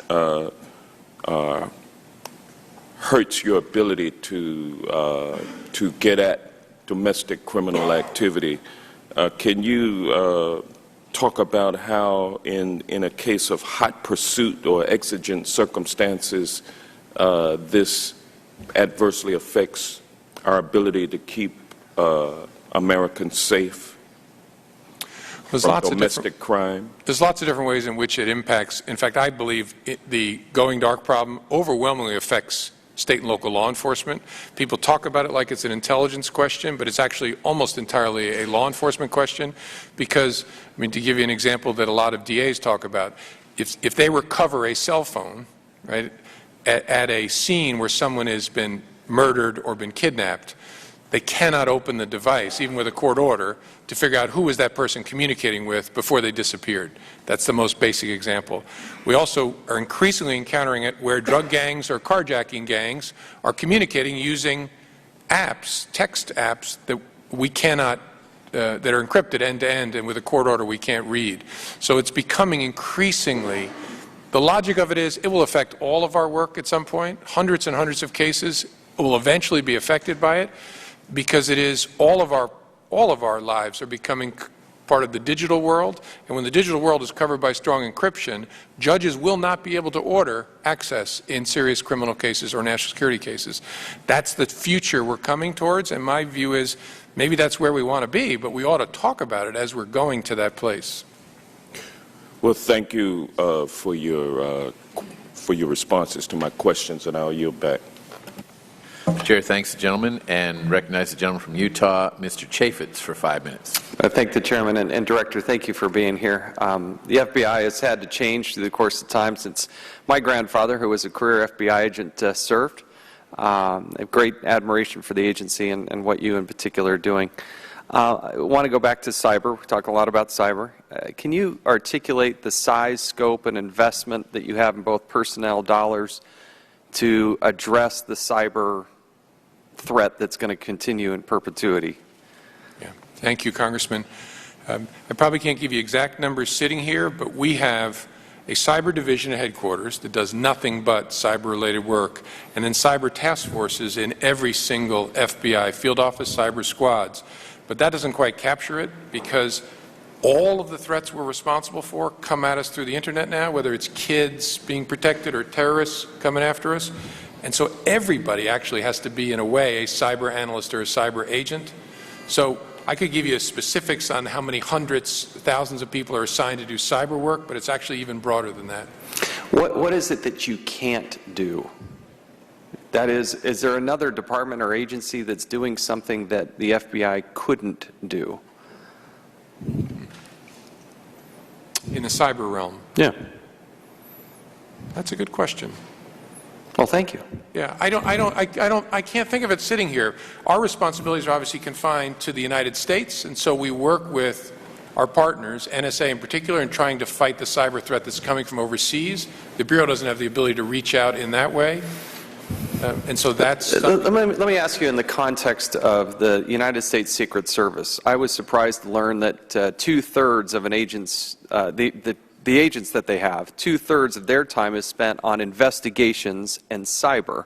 And it begs the question to me, why do we have such a small group of people doing that, which the FBI has a much bigger resource, infrastructure, and expertise in doing? And as we look at potentially restructuring the Secret Service and getting more focused on the protective mission, why not combine the two? Or what is it that they do that you don't want to do, or that they do that you can't do? I'm trying to get my arms around. Yeah, it was such a good question. I misunderstood it. I'm sorry. The secret, one of the things I've been trying to do is drive us closer together with the Secret Service, because they have expertise, especially in the financial-related intrusions and credit card scams. They've spent years developing that expertise, and so I don't want to duplicate it. So we're trying to drive ourselves together. I'd like us to combine our task forces. It doesn't make any sense for them to have an electronic crimes task force and me to have a cyber task force. There ought to be one. They do great work. I want to make sure we don't duplicate, and I want to do joint training with them. They're doing some great training, so are we. That's one of the things we can't do. We can't do enough for state and local law enforcement to help them deal with digital crimes.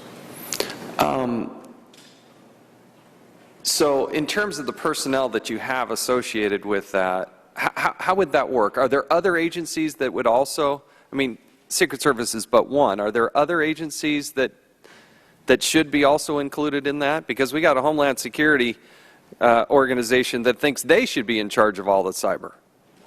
Yeah, I think with respect to the criminal work that we do, there are people at HSI within Department of Homeland Security who are doing cyber-related crime work. And then there's a lot of state and local law enforcement doing it, and they are part of our task forces. This, can you give me any more, shedding more light on the FBI's Next Generation Cyber Initiative? Explain that to me a little bit more.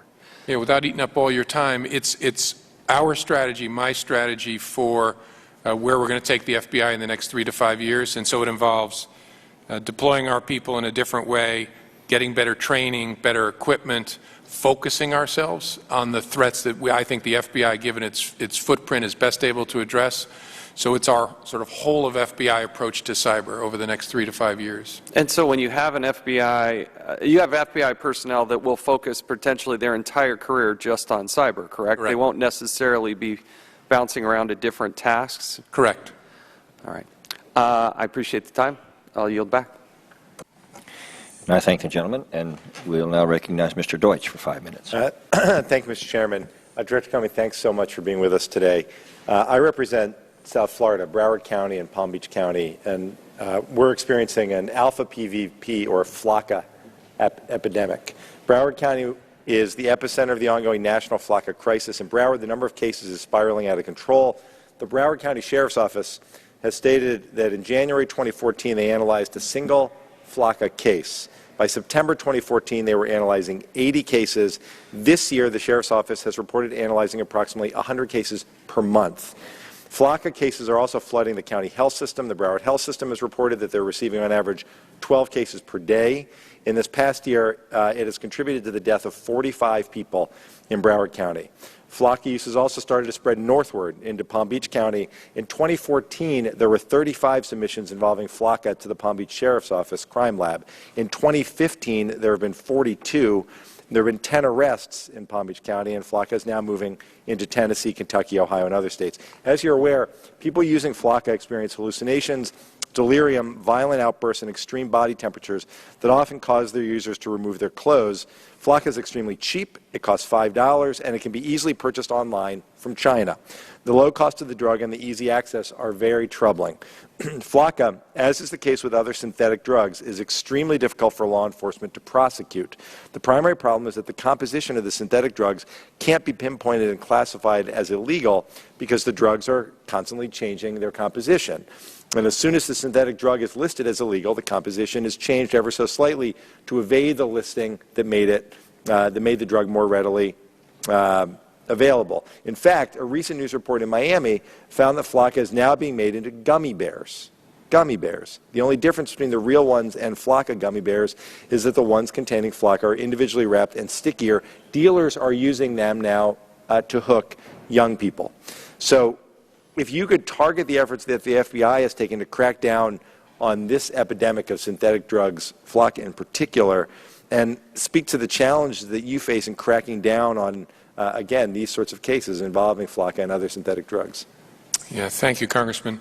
The synthetic, I think the word is cannabinoids, and my friend Chuck Rosenberg, the leader of the DEA, is probably laughing listening to me mispronounce it, but it is a serious problem that I hear about all over the country. So DEA obviously has the lead on the federal level, but we are participating through our drug task forces with DEA in trying to do something about that scourge, which you're exactly right. It's appearing in gas stations or little markets where kids can walk up and buy these things not knowing exactly what they're buying, and it will wreck their life. And the current law permits synthetic drugs to be treated as a controlled substance if they're proven to be chemically and or pharmacologically similar to Schedule I or Schedule II controlled substances. But as I said, as I pointed out, the nature of the drugs keeps changing. They change the chemical structure to avoid being listed as a controlled substance. So the question to you is, what steps can lawmakers take to help in your efforts, local enforcement efforts as well, to crack down on this epidemic? Yeah, I honestly don't know. I know from talking to Acting Administrator Rosenberg that they are keenly focused on that problem, which is every time they schedule one of these things, it comes in from China slightly different, and so it's not scheduled anymore. They're sort of chasing it, playing whack-a-mole with a very dangerous substance. I don't know what the answer is, frankly. Well, I would, Director Comey, I would invite representatives of your task force and the DEA to come to South Florida. This is an issue that dominates the headlines. It's an issue that affects young people, and as you point out, the moment that somebody takes one of these synthetic drugs, Flocka, which is so readily available in Florida and elsewhere, it changes and often ruins their lives. So I'm grateful for your focus on it, and I hope we have the opportunity to do something down in South Florida to really raise the issue so that we can know, that people in South Florida can know what this focus is and how much we can do about it. Thank you very much. Thank you, sir. And I thank the gentleman. We'll now recognize Mr. Marino for 5 minutes. Thank you, Chairman. Good afternoon. Good morning yet. It's good to see you. Good to see you again, sir. I, too, am a maniac for the rule of law. As you're aware, most of my adult career was in law enforcement, and I still consider myself a law enforcement guy.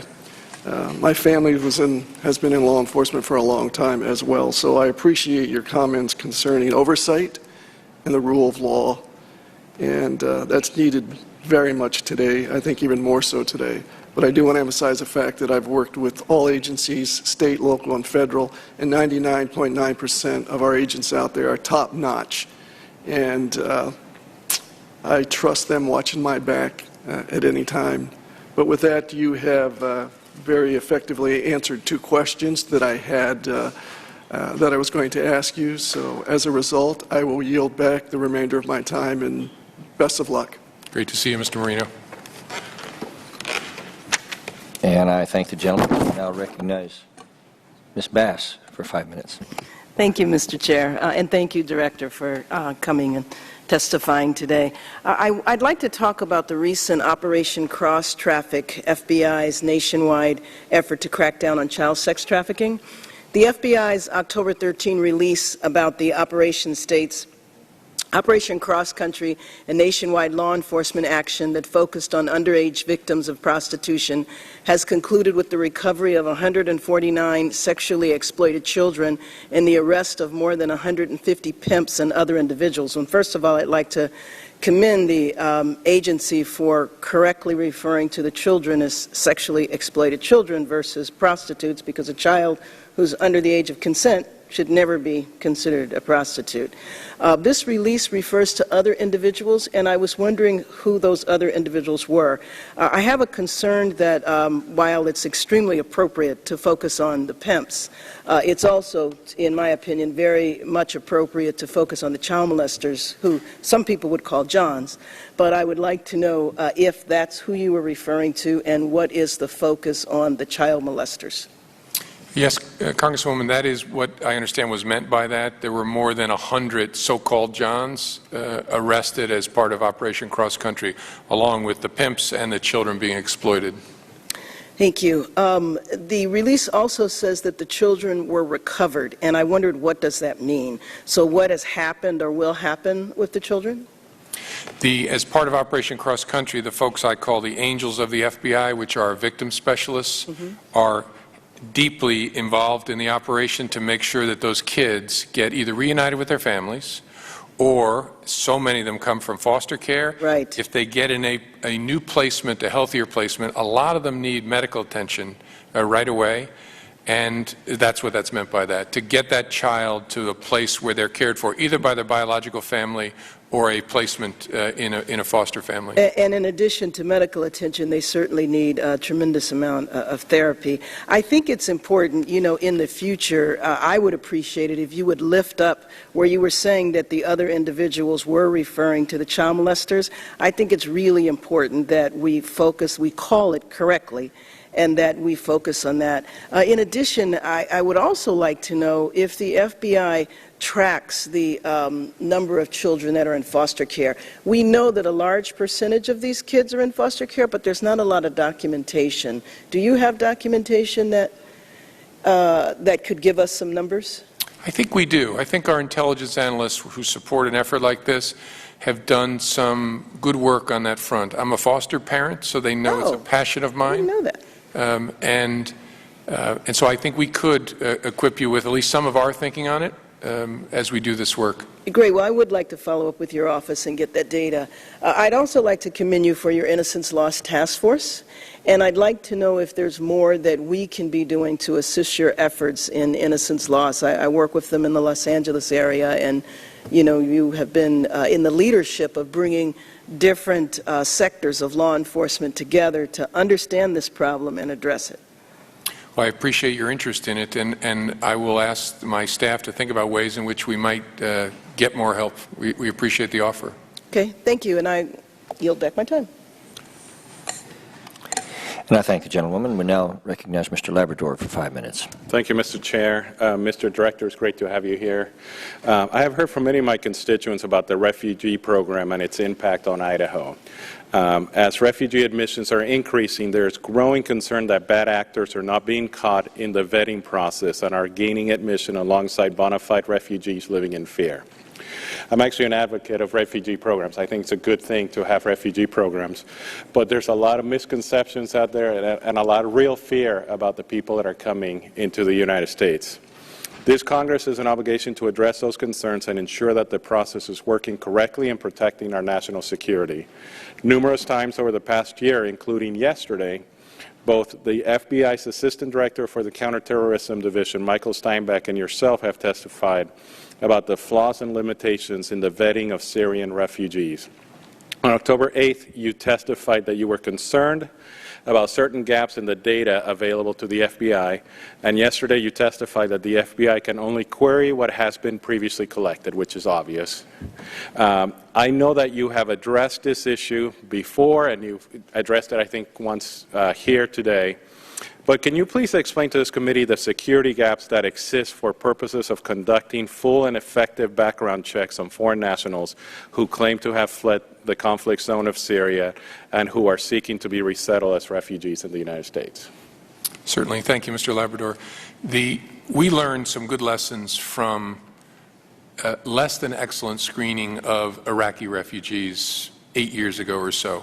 And in fact, we learned that some folks we had let in were serious actors that we had to lock up after we figured out who they were. And so we have gotten much better as an intelligence community at joining our efforts and checking our databases in a way that gives us high confidence. If we have a record on somebody, it will surface. That's the good news. The bad news is, as we talked about earlier, with Iraqi refugees, we had an opportunity for many more encounters between folks in Iraq and our soldiers, for example. So we had a lot more data. We had fingerprints, iris scans, we had forensics of different kinds. The challenge we face with Syria is that we don't have that rich a set of data. So even though we've gotten better at querying what we have, we certainly will have less overall. And so, as I said to a question earlier, someone only alerts as a result of our searches if we have some record on them. That's the challenge we face with Syria. So is it accurate to state that the lack of intelligence available on the ground in Syria is rendering our traditional database biographic and biometric checks obsolete? I wouldn't agree obsolete, but I would say we have a less robust data set dramatically than we have with Iraq, so it will be different. So the FBI has repeatedly contrasted the United States' ability to collect intelligence on the ground in Iraq with its ability to do so in Syria. What can the FBI do to adapt to improve security checks for refugees originating from failed states with no available intelligence? Well, that's a hard one. What we can do, the FBI, is just make sure that whatever is available figures into our review. But the underlying problem is, how do you generate intelligence in failed states? And that's one I don't have a good answer for. So are you currently working with the intelligence community to try to fix this problem? Oh, certainly. Everyone in the intelligence community is focused on trying to mitigate this risk by querying well and also finding additional sources of information so we can check against it. Recognizing that ISIS in Syria and that there is a risk that bad actors may attempt to take advantage of this administration's commitment to bring at least 10,000 Syrian refugees into the United States over the next year, can you estimate the manpower and resources that will need to be diverted from other investigative programs to address this threat? I'm not able to do that sitting here. How can I ensure my constituents that the people that may or come to Idaho are safe, that they're not terrorists, that the people in my community are going to be safe? Well, on behalf of the FBI, what you can assure them is that we will work day and night to make sure that if there's information available about somebody, we have surfaced it and we have evaluated it. And I understand that if there's information, but the problem is that we don't have the information on most of these people. Isn't that true? Yeah, so I can't sit here and offer anybody an absolute assurance that there's no risk associated with this. Thank you very much. I yield back my time. And I thank the gentleman, and I recognize Ms. Delbonnay for 5 minutes. Thank you, Mr. Chair, and thank you, Director Comey, for being here and for your service. I know as acting AG, you demonstrated a commitment to the Fourth Amendment and protecting Americans' privacy despite enormous pressure to do otherwise. And you've mentioned in your original testimony and in other comments that the rule of law and the Fourth Amendment is the spine of the FBI, and so I appreciate that commitment. I'd like to ask you a few questions about the FBI's use of aircraft. The FBI deployed aircraft over Ferguson last year in response to requests from local law enforcement. Is that correct? Yes. Does the FBI respond to these types of requests frequently? Quite well, thank goodness there aren't the kind of turmoil and pain in communities frequently, but sure, if local law enforcement asks for help in getting a look at a developing situation, we will offer that help. We've done it in Baltimore. We did it in Ferguson, as I recall. And what criteria have to be met for the FBI to send aerial resources to assist local law enforcement, or who makes that decision? It's made at a fairly high level in the FBI. I think at the Special Agent in Charge level at least, that is the commander of the field office, so it has to go up through a variety of checks before it can be approved. And what are the criteria that you use to make that decision? I think it has to be part of an open investigation of ours or part of an open assistance to law enforcement matter. So it has to, we can get you the particulars of our policy, but as you know, the Bureau has a policy for everything, so there's a series of steps that have to be walked through to make sure it's part of either an open case of ours or it's a legitimate open assistance to law enforcement matter. Okay, thank you. I'd appreciate the information. Your staff also acknowledged that the FBI, quote, routinely uses aviation assets in support of predicated investigations targeting specific individuals and when requested and appropriate in support of state and local law enforcement, end quote. Why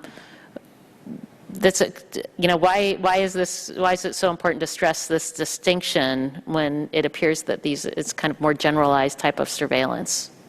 I'm sorry, the distinction?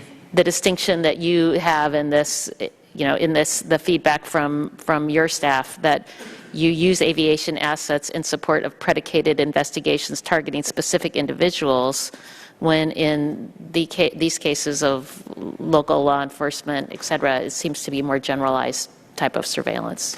Oh, I see. Well, I think we're just trying to explain how we use it. We don't fly planes around America looking down trying to figure out if somebody might be doing something wrong.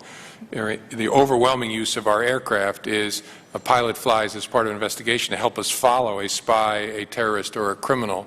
And then with local law enforcement, if there is tremendous turbulence in a community, it's useful to everybody, civilians and law enforcement, to have a view of what's going on. Where are the fires in this community? Where are people gathering? Where do people need help? And sometimes the best view of that is above, rather than trying to look from a car on the street. And do you feel that warrants are necessary when you're targeting specific individuals, especially when you have aircraft equipped with new technologies like high-resolution cameras? I don't think so. I meant what I said about the Fourth Amendment. We're not collecting the content of anybody's communication or engaging anything besides following somebody when we do that investigation. So we do it, as I said, we've done it since the Wright brothers with planes, and we do it in cars, we do it on foot. And the law is pretty clear that you don't need a warrant for that kind of observation. But now that there are technology changes, I think even in the most recent course case, Florida versus Riley was in 1989. There's been a lot of changes in technology, and so it's not just what you might see with the human eye anymore. So are there other types of technologies, and do you think warrant standards should be in place when you have other types of technologies that might be used on these aircraft?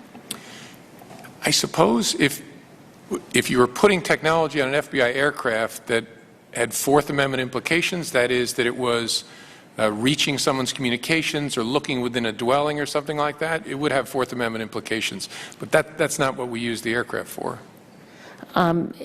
So what led to the decision to seek court orders when aircraft are equipped with Stingray technology? Right. Whenever we use, I think we have one aircraft that we can put Stingray technology on it, that is cell site simulators. And I suppose we can mount it on others if we had a court order to do it. But that we've decided as a matter of policy, now the whole Department of Justice does this, that if we're going to be operating a cell site simulator, it has Fourth Amendment implications, so we will get a warrant for that. So whether that's on the ground or in an airplane, we treat it the same way. You said you decided. Do you feel like that you're required by law to do that? I think we made that move before there was even a divide among opinions in the courts. Some courts have said you need it for that, some not. We went nationwide with a requirement for warrants. There's been no national decision on that, no Supreme Court level decision on that. But we just think, given that some courts are requiring it, we do it across the country. Thank you. My time's expired. I thank the gentleman, and now recognize Mr. Buck for 5 minutes. Good morning, Director Comey. Good morning. Wanted to ask you, do you remember Mr. Cohen's questions about renaming the FBI headquarters building earlier? Yes. Yep. And I appreciate your response that we have to look at things through the lens of history. I wanted to ask you about a few other historical figures and see if there were any other FBI buildings named after some of these folks. Former Democrat Senator Robert Byrd of West Virginia was a member of the KKK. He was a recruiter for the KKK, and he held leadership positions with the KKK. There are the state capitol in West Virginia is named after, in Charleston, West Virginia, is named after Senator Byrd. The United States Courthouse and Federal Building in Beckley, West Virginia, is named after Senator Byrd. The United States Courthouse and Federal Building in Charleston, West Virginia, is named after Senator Byrd. And the Federal Correctional Institution in Hazleton, West Virginia, is named after Senator Byrd. My question is, do you know of any FBI buildings named after Senator Byrd? I don't know. And I don't know whether we have folks sitting in the courthouse. I just don't know sitting here. Okay. Former Democrat President Woodrow Wilson resegregated the entire government, including the armed forces, held a showing of the movie Birth of a Nation at the White House, and went so far as to praise it in spite of calls by the NAACP to ban it. Birth of a Nation was subsequently used as a recruiting tool for the Ku Klux Klan. Likewise, there are a number of buildings around this country named after President Wilson. In fact, there is a bridge leading in and out of Washington, D.C. named after President Wilson. Do you know of any buildings that the FBI occupies or predominantly owns that are named after President Wilson? I don't. Former President Lyndon Baines Johnson was fond of using the N-word, used it in the White House, used it while he was Senate Majority Leader, and used it in many other public settings. Many federal buildings are named after him. Are there any FBI buildings named after President Johnson? I don't know. And lastly, President Truman wrote to his soon-to-be wife the following words: "I think one man is just as good as another, so long as he's not a N-word or a Chinaman." Again, many buildings named after President Truman. Just wondering, any FBI buildings named after President Truman? I don't know, sir. And last after last, Democrat Senator Richard Russell was also a member of the Ku Klux Klan, and there is a Senate building named after Senator Russell. I assume there are, at least to your knowledge, no FBI buildings named after Senator Russell. I don't know. I don't think so, but I don't know. And my last statement, I guess, would be that perhaps Congress should clean up its own act in naming buildings before it asks the FBI to, without the lens of history, try to rename buildings. I yield back my time.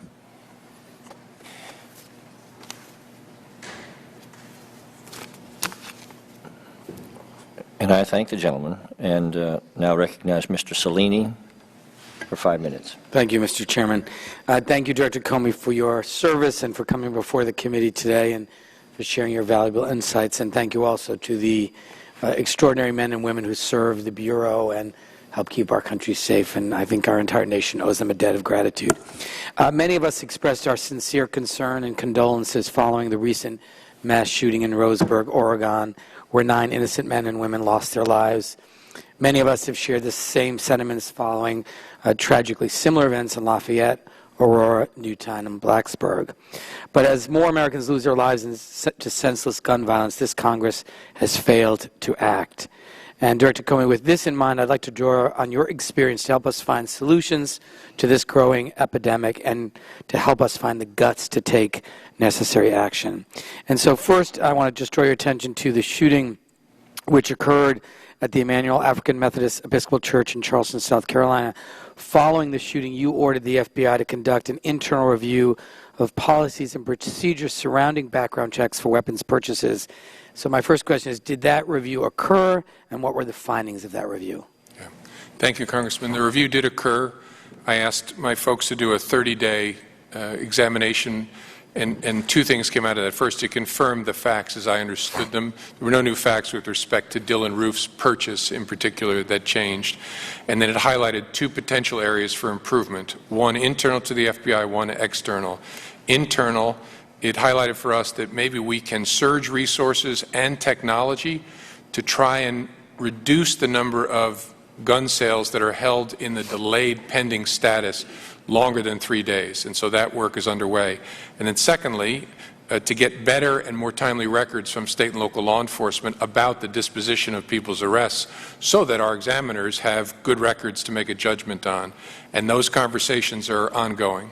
So those are actually the 2 areas I'd like to discuss. As you well know, the current law requires that if a request to purchase a firearm is made, a background check is initiated, the FBI has 3 days to respond. If no response is provided, then the gun dealer is able to sell the weapon. My understanding is the FBI continues the review anyway, even if it's beyond the 3 days. That information is then conveyed to the gun dealer, and if that person is disqualified from buying a gun, what does the FBI do? So you now know a sale has occurred, or do you know a sale has occurred, and do you take action? Yes. If after the 3-day window the gun's transferred and then the examiners discover the disqualifying information, my recollection is, and if I'm wrong, we'll fix this, a notice is sent both to local law enforcement in that jurisdiction and to the Bureau of Alcohol, Tobacco, and Firearms so that they can retrieve the firearm from the prohibited person. So I would like to work with you on that because I'm not sure that that is actually the practice. I think the notice may go to ATF, but I don't believe it goes to the gun dealer or to local law enforcement. And I think that's a way that we can try to keep guns out of the hands of people who don't have them, and I'd very much like to work with you on that. The second issue is how do we incentivize, require, encourage local law enforcement to actually use the NICS system, because that background check system is only as good as the information that's in it. Have you done an analysis of what states participate, where the deficiencies are, or things we could do or the Congress can do to help ensure that more states are providing that disqualifying information, so at the bare minimum we're keeping guns out of the hands of people who shouldn't have them under law? Yeah, the mass murder in Charleston was an event that I think caused a lot of folks in local law enforcement, state law enforcement, to focus on this question. And as I said, there's a whole lot of conversation going on, and we are pushing out training to state and local law enforcement to explain to them what we need and why we need it in a timely fashion. I don't have, as I sit here, suggestions for how Congress might help us incentivize that cooperation. I think they're good people, and when they see the pain of a situation like Dylan Roof's, they want to be better. But I will get back to you if I have ideas for how Congress can help. Because, as you well know, Director, we can't require participation with the NICS system as a result of a Supreme Court decision, but we ought to be able to do things to create serious incentives or maybe penalties for states that fail to furnish that information, because as a result of that information not being in the NICS system, people are walking into gun stores and buying guns who would be otherwise disqualified if that information were known. So I look forward to working with you on that. I think it's should be an urgent national priority, and I thank you for the work that you're doing. I yield back. Now I recognize the gentleman from Georgia, Mr. Collins, for 5 minutes. Thank you, Mr. Chairman. Thank you, Director, for being here, and I appreciated my father, as well as some of the others. My father was a Georgia State Trooper for all his life, 30-plus years, so I appreciate your commitment to law enforcement and being a part. I do have just some quick questions that I wanted to go back on. One has to do with an advisory that was put on October 8th. We're dealing with credit cards and the chip issue here. That was for consumer fraud, stated that new credit cards equipped with the microchip security technology are still vulnerable to identity theft, and that the use of PIN authentication in addition to a chip would be a more secure way to consumers' transaction, be more simple signature verification.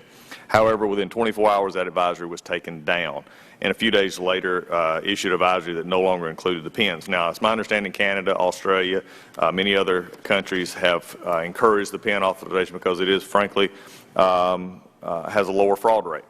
My question would be, is in light of that, does the FBI consider PIN as a more secure form of authentication over signature verification? Yeah, I think the experts of the FBI would say that PIN and chip is more secure than PIN and signature. And the confusion there was our folks put out that public service announcement, and it was a miss on our part without focusing on the fact that most merchants in the United States don't have the capability to accommodate the PIN and chip. And so the worry was that's going to cause a whole lot of confusion when people start saying, where's the PIN and chip, when our equipment is set up in this country for PIN and signature. Okay, well, let's talk about that a second, because many of the places that I go to, you either swipe, they're older cars, you just swipe like on a gas station, or you go into, I used to own a store, we had a swipe machine.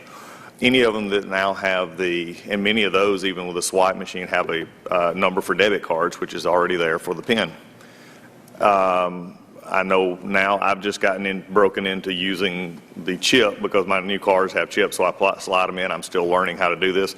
But the keypad is right there above it. I'm not sure I follow your answer there that the technology is not available. If the keypad is right there to input a chip, input a number, why is the technology not available? Yeah, I don't know, and I'm not the world's smartest person on this, but what I've been told by my folks is it is available in some places, but it's not widely available in the United States.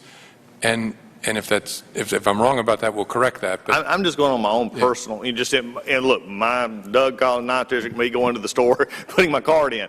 I've rarely found one that is just pure swipe with no keypad. I think, and I was just concerned, and if that's not right, and if you want to go back and look into that, I think the concern came among many that maybe there's also an issue because as a business owner myself, I paid different fees depending on how I did it. Like if a consumer used a credit card or versus a debit card. And I'm just wondering, could that have been an issue because using the PIN typically is a different fee? Was that possibly taken into account as the reason for the removal of this and change to say, well, it's not as worrisome as we first thought? No, I think that could be the reason that if I'm right, that the equipment is not widely available in the United States, that people don't have an economic incentive to change. But that was not a factor in why we withdrew the public service announcement. My understanding is we withdrew it because our worry was we're going to confuse a whole lot of people who are going to roll into places saying, where's the chip and PIN? And it isn't widely available. That's, as I understand it, that was the concern. Well, it is. It's like everything. There was a lot of times when before debit card. I mean, again, I think the concern here is we deal in information security and everything else, is you're always trying to move toward the more secure atmosphere. That's my only concern. And by moving back on that, it seemed like, at least in my opinion, that we're saying, okay, there is a better way, but we're not going to encourage that. We're just going to let the status quo, so we're saying. So just a question. I do have a question. We hit ECPA earlier, the email privacy, which I have a great interest in. One was said is basically the 180-day distinction in current law is something that we've talked about. You said that you use a warrant in all cases. It doesn't matter. Would you say that 30, and there's been statements, 30 prosecutors, former judges, all say that requiring law enforcement to obtain a warrant from a court does not prevent law enforcement from doing its job? Would you agree with that, especially in light of this issue? Yeah, I think by and large that's true. I think it poses unique challenges for our colleagues at the SEC, for example, investigating corporate fraud. But I think by and large for law enforcement, judges are available, and if we have the evidence, we can make the showing. So I think at a general level, sure. But in a general level, and also from your high standards is the FBI. I've always considered high standards. Even the FCC, some of these agencies that are wanted, whether they use it or not, they like it or not. I think from a law enforcement standpoint, from a concern standpoint, from a warrant standpoint, this is something that they could use, that they could go through normal means in investigation. I think that's the concern that many of us have. There's time for other questions. The hacking issues with OPM in China. Just a quick question. Have we, from the FBI's perspective, we actually trace that and say yes for a fact that we confirm that Chinese hackers stole this data on the OPM? I have with high confidence an understanding of who did it. I'm not in a position to say it in an open forum. Okay, and maybe we can get back on a different forum and discuss that, because like I said, that is a concern. We can't reward bad behavior, and I'm concerned that's what we're doing. With that, Mr. Chairman, I yield back. And I thank the gentleman and now recognize Mr. Jeffries for 5 minutes. Thank you, Mr. Chair, and thank you, Director Comey, for your presence here today and, of course, your great service to this country. I think you testified earlier today in your belief as to the efficacy of mandatory minimums. Is that correct? Yes, I think I said they were a useful tool in my career as a prosecutor, especially in eliciting cooperation. And can you just elaborate as to whether you still believe that mandatory minimums, in light of the explosion of the United States prison population, particularly relative to every other developed country in the world, is still a relevant law enforcement tool? I think it is. Again, I'm not in a position by expertise, and I shouldn't in my job offer a view on whether it ought to be 10 years or 5 years, but I think the certainty of punishment is a useful tool in fighting crime. And in the absence of mandatory guidelines, form of a mandatory minimum. But that's about as far as I have the expertise and the position to go. And is your view anchored in the fact that many prosecutors have articulated the position that in the absence of mandatory minimums, they don't have the same club by which to solicit cooperation and perhaps obtain plea bargains? Would that be part of your view here? Yeah, in my experience, and comparing my experience with the state system, which did, again, in my experience as a prosecutor, did not have the tools to elicit cooperation that we did. But again, that's not a view on whether it ought to be this or it ought to be that. I don't have the expertise, or I'm not in a position to offer a view on that. But some certainty of punishment absent cooperation is very, very valuable in eliciting cooperation. Now, there have been studies that have shown that in crimes that actually don't have mandatory minimums, the conviction rates at the federal level are actually higher than the conviction rates of those where mandatory minimums do exist. And so I think that's part of the reason why ideologically diverse group of individuals on both the left and the right, including the Heritage Foundation, which I believe said there's no evidence that mandatory minimums reduce crime, have questioned their continued need, at least in its current form. Now, can you comment on sort of the explosion of the United States prison population? When the war on drugs began in the early 1970s, we had less than 350,000 people who were incarcerated in America. Currently, that number is in excess of 2.3 million. As you know, we've got 5% of the world's population.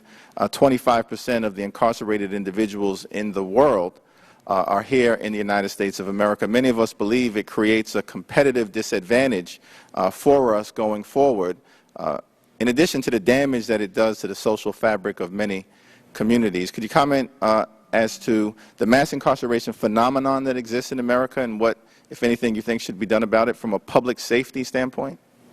Sure. I struggle with the word mass incarceration because it conveys a sense that people were locked up en masse, when every case in some respect is a tragedy in my view, but everyone was individual, everyone had a lawyer, everyone had a judge, everyone had to be proven guilty. There's no doubt a whole lot of people were locked up, and that is a big problem for our country in one respect. But here's the fact. In 2014, America was far safer than it was when I was born in 1960, and I think a big part of that change, as a result of which a whole lot of people are alive today who wouldn't be, is due to law enforcement. And so I'm of a view that, yes, we can reform our criminal justice system. It can be better in a lot of ways, but we ought to reform it with an eye towards where we used to be and how we got from there to here, because I would not want to give back to our children, our grandchildren, the America that we lived in the 1970s, 80s, and 90s. That's the reason I want us to be thoughtful about it. But I believe we can be better in a whole lot of ways that we probably don't have time to talk about. Well, I certainly think it's important for us to be thoughtful. I grew up in New York City in the 1980s in the midst of the crack cocaine epidemic. 2,000 plus homicides in the city of New York alone were down under 350, and obviously no one wants to return to that. The Pew study, though, however, I believe concluded that in all 17 states that have cut their incarceration rates, they've experienced a decline in crime over the past decade. And so it seems to me that there's room empirically, based on the data, for a real discussion as to how to get the balance correct. I gather you share that view, and I just appreciate your willingness to continue in a dialogue for us to get the benefit of your views as we move forward toward criminal justice reform. Thank you. Happy to. Thank you. Thank you. I yield back. Thank the gentleman, and I now recognize Mr. Can I be recognized for a point of personal privilege? Gentleman is recognized without objection. Thank you, Mr. Chair. I'm a student of history, and when I make a mistake, I want to correct it. And I was wrong in saying that Senator Vandenberg's son had committed suicide. It was a Senator Hayes, and his son was arrested in Lafayette Park for being gay, but that was McCarthy who was after him. So I was right church, wrong pew, but I wanted to make it correct the record. Thank you, sir. Thank the gentleman. I now recognize Mr. DeSantis for 5 minutes. Good afternoon, Director Comey. I've noticed, I'm a former prosecutor, companies have begun notifying customers when law enforcement requests data through a subpoena or warrant unless there's a court-ordered non-disclosure requirement. And I think particularly for like child pornography investigations, this may be an issue. Do you think that that's something that could hamper investigations? I do. It's something I've been hearing more and more about over my 2 years in this job from prosecutors who are worried about it. Okay. Well, I think we're going to address that, so I'm glad to hear you say that. The President has a plan to bring over a lot of people from the civil war in Syria, tens of thousands, perhaps as many as 100,000. Can we vet them? And if not, isn't it just a fact that some of those people will be contributing to some of the homegrown terrorism that we have in this country? We can, thank you for that question. It's a very important issue that we've talked about a little bit here today. We can vet them. We've gotten better at vetting and learned lessons from the vetting of Iraqi refugees.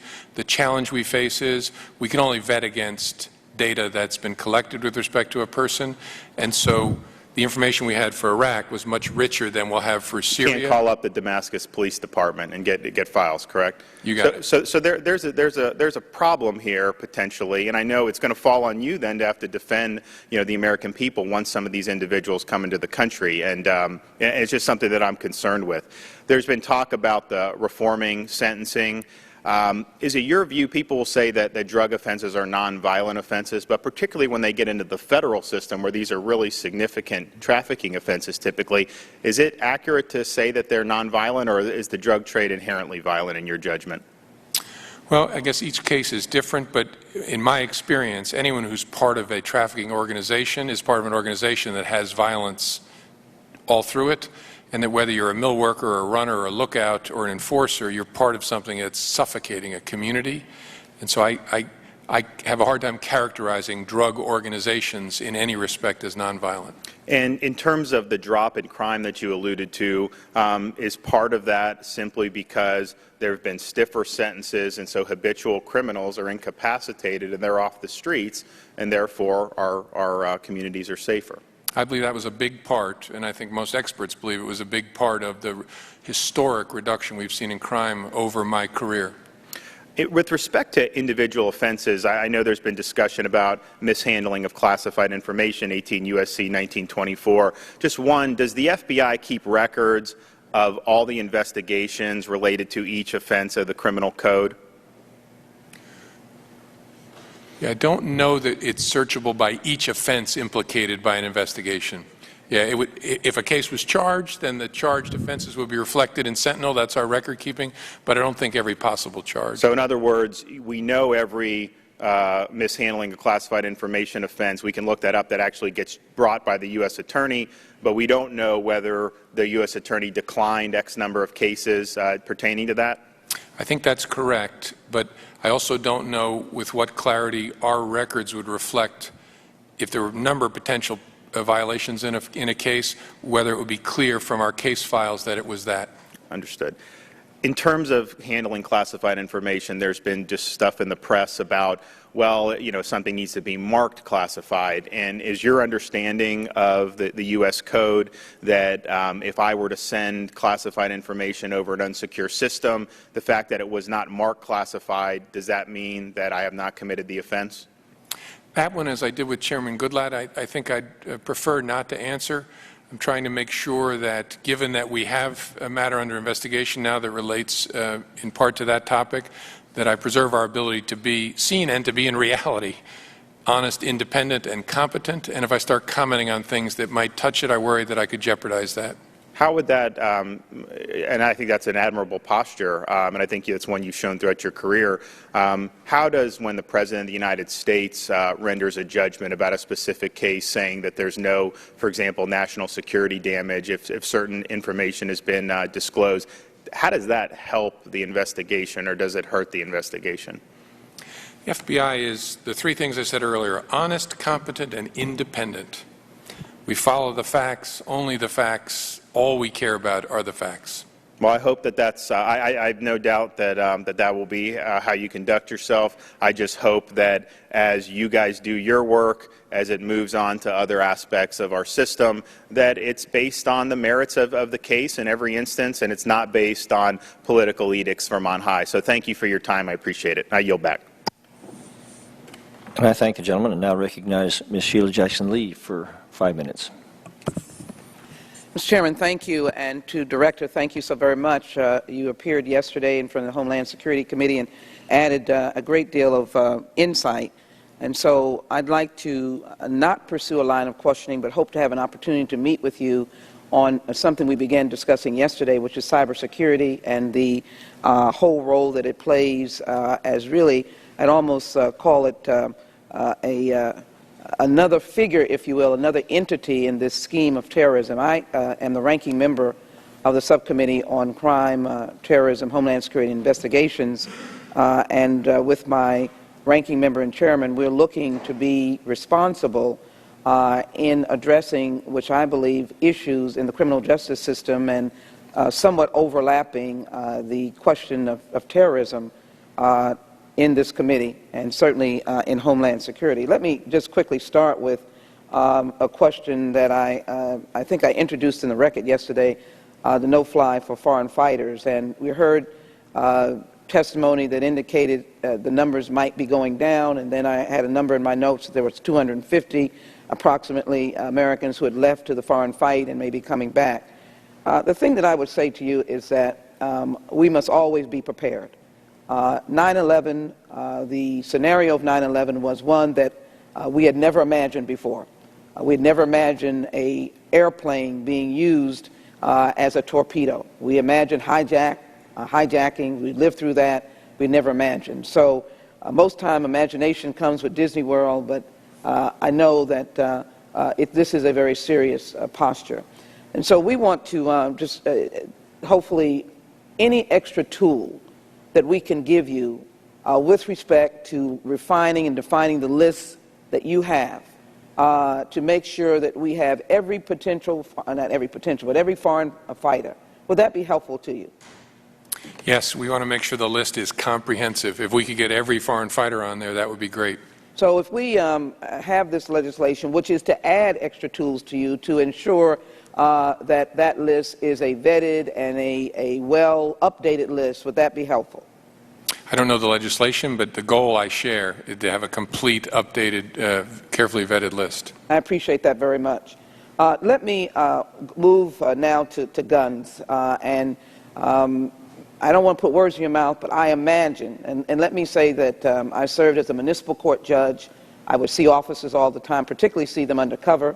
And with a little smile on my face, I'd have to say, who are you? Because obviously dealing with some of the matters in local government, they were in some tough places and had to look that way as well.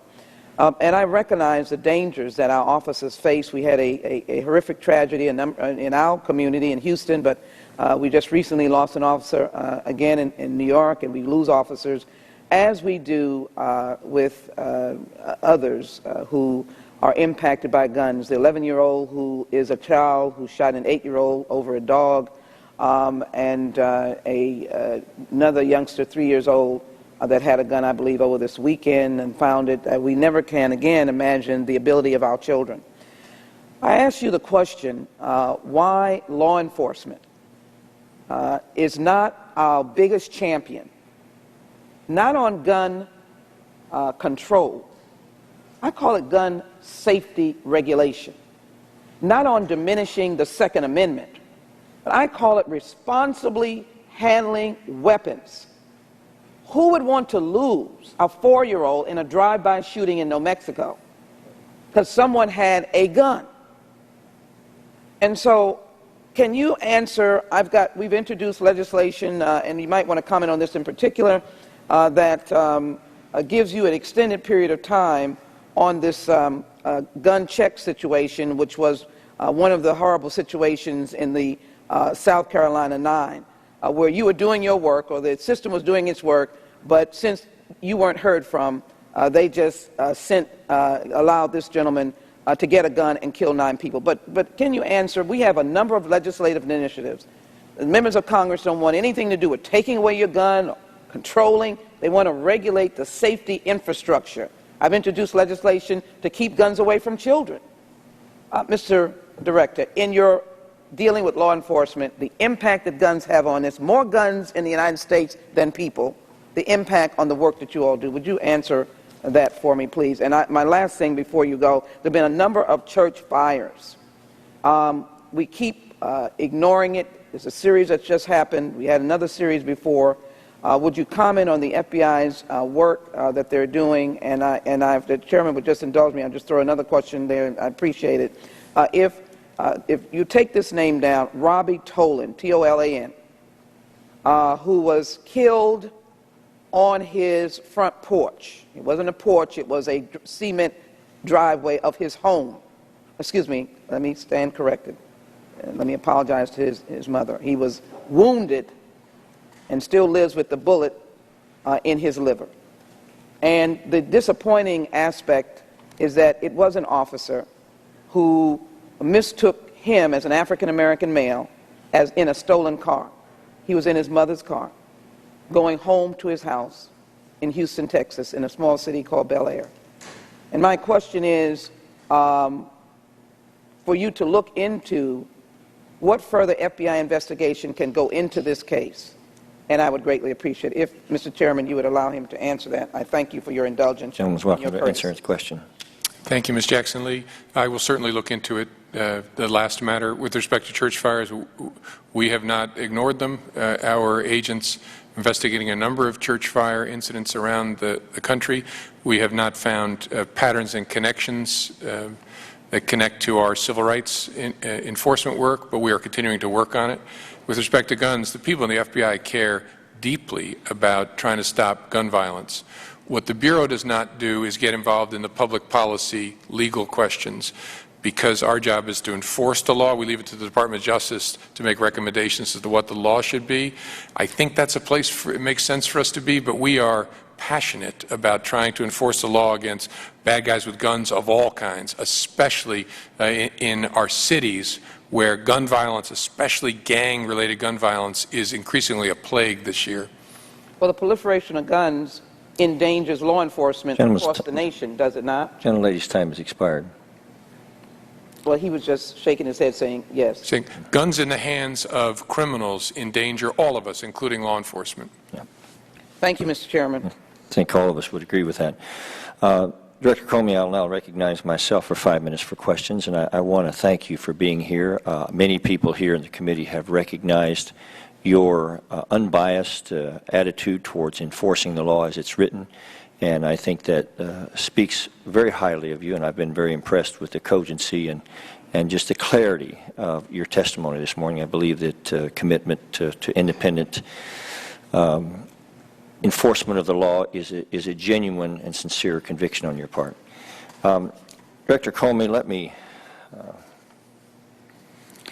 the Department of Justice has investigated past allegations of possible violations, and I know you've touched on this subject before, so forgive me for sort of rehashing it. Possible violations of the Partial Birth Abortion Ban Act.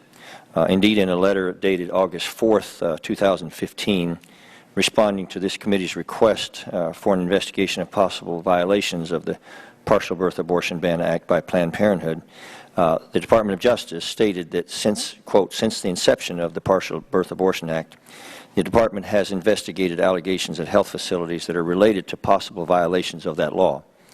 How many, I guess, is there any current investigation by the FBI related to Planned Parenthood on and the footage that's been released by the Center for Medical Progress at this time that you know of? As I said in response to the earlier question, I will get back to you and let you know. As I sit here now, I don't have a strong enough grasp of where that stands. I do know letters were sent to the Department of Justice, but I got to figure out exactly where we are, and I can get back to you. Okay, but as far as you know, even apart from the Planned Parenthood videos, do you know of any partial birth abortion ban investigations or enforcement actions have been taken by the FBI?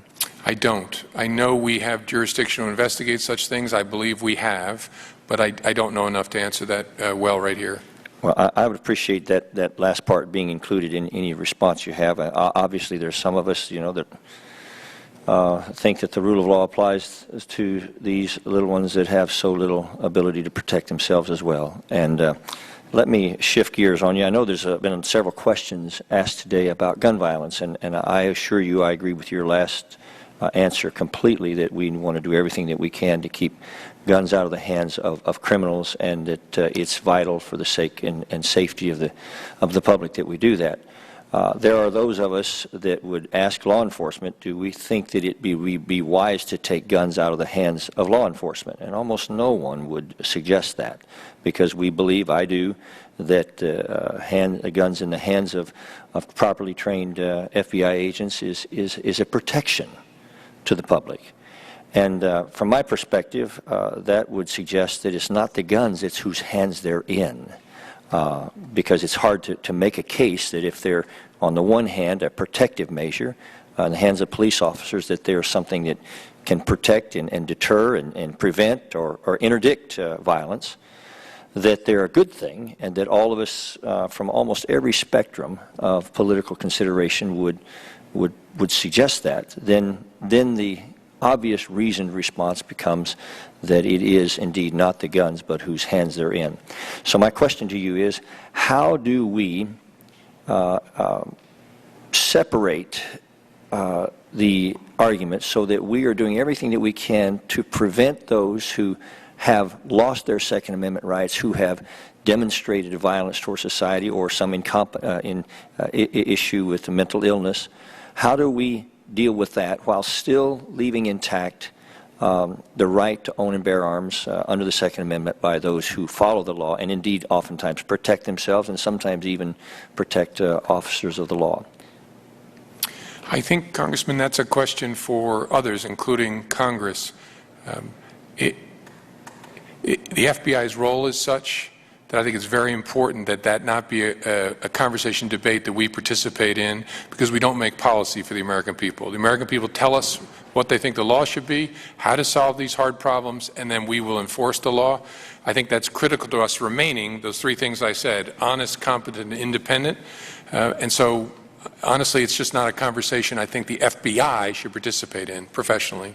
Well, that's a very reasonable answer. I hope that we can do that. I think it will make your job easier, and it will augment the great work you do for the country. And with that, I'm going to end my question time. Do we have any yes, we do.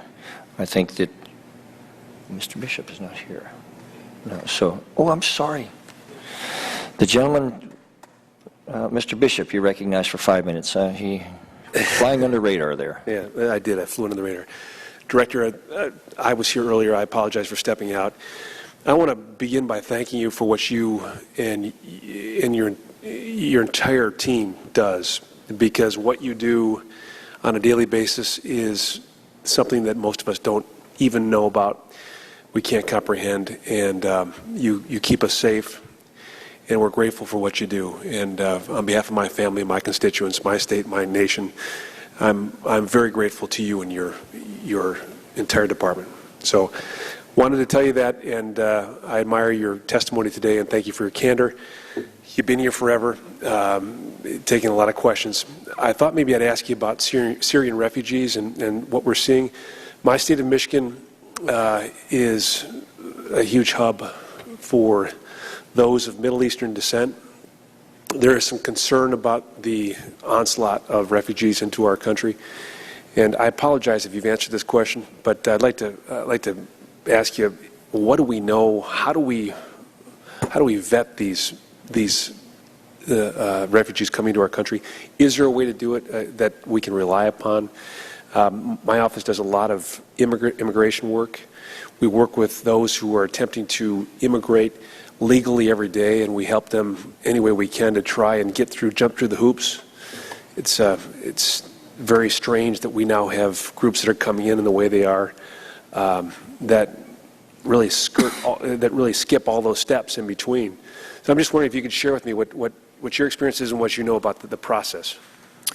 Yeah, it's a process I describe as good news and bad news. The good news is we have gotten, as a country, and intelligence community in particular, much better at organizing ourselves so that we get a complete picture of what we know about somebody. We learned some lessons from Iraqi refugees 8 years ago or so, and so we've gotten better at querying our holdings. And so if there's a ripple this person has created in our pond, I'm confident that we will see it and be able to evaluate it. The bad news is we will have less data with respect to folks coming out of Syria than we did with respect to Iraq, because we don't have the U.S. Army presence and all of that would give us biometrics to query.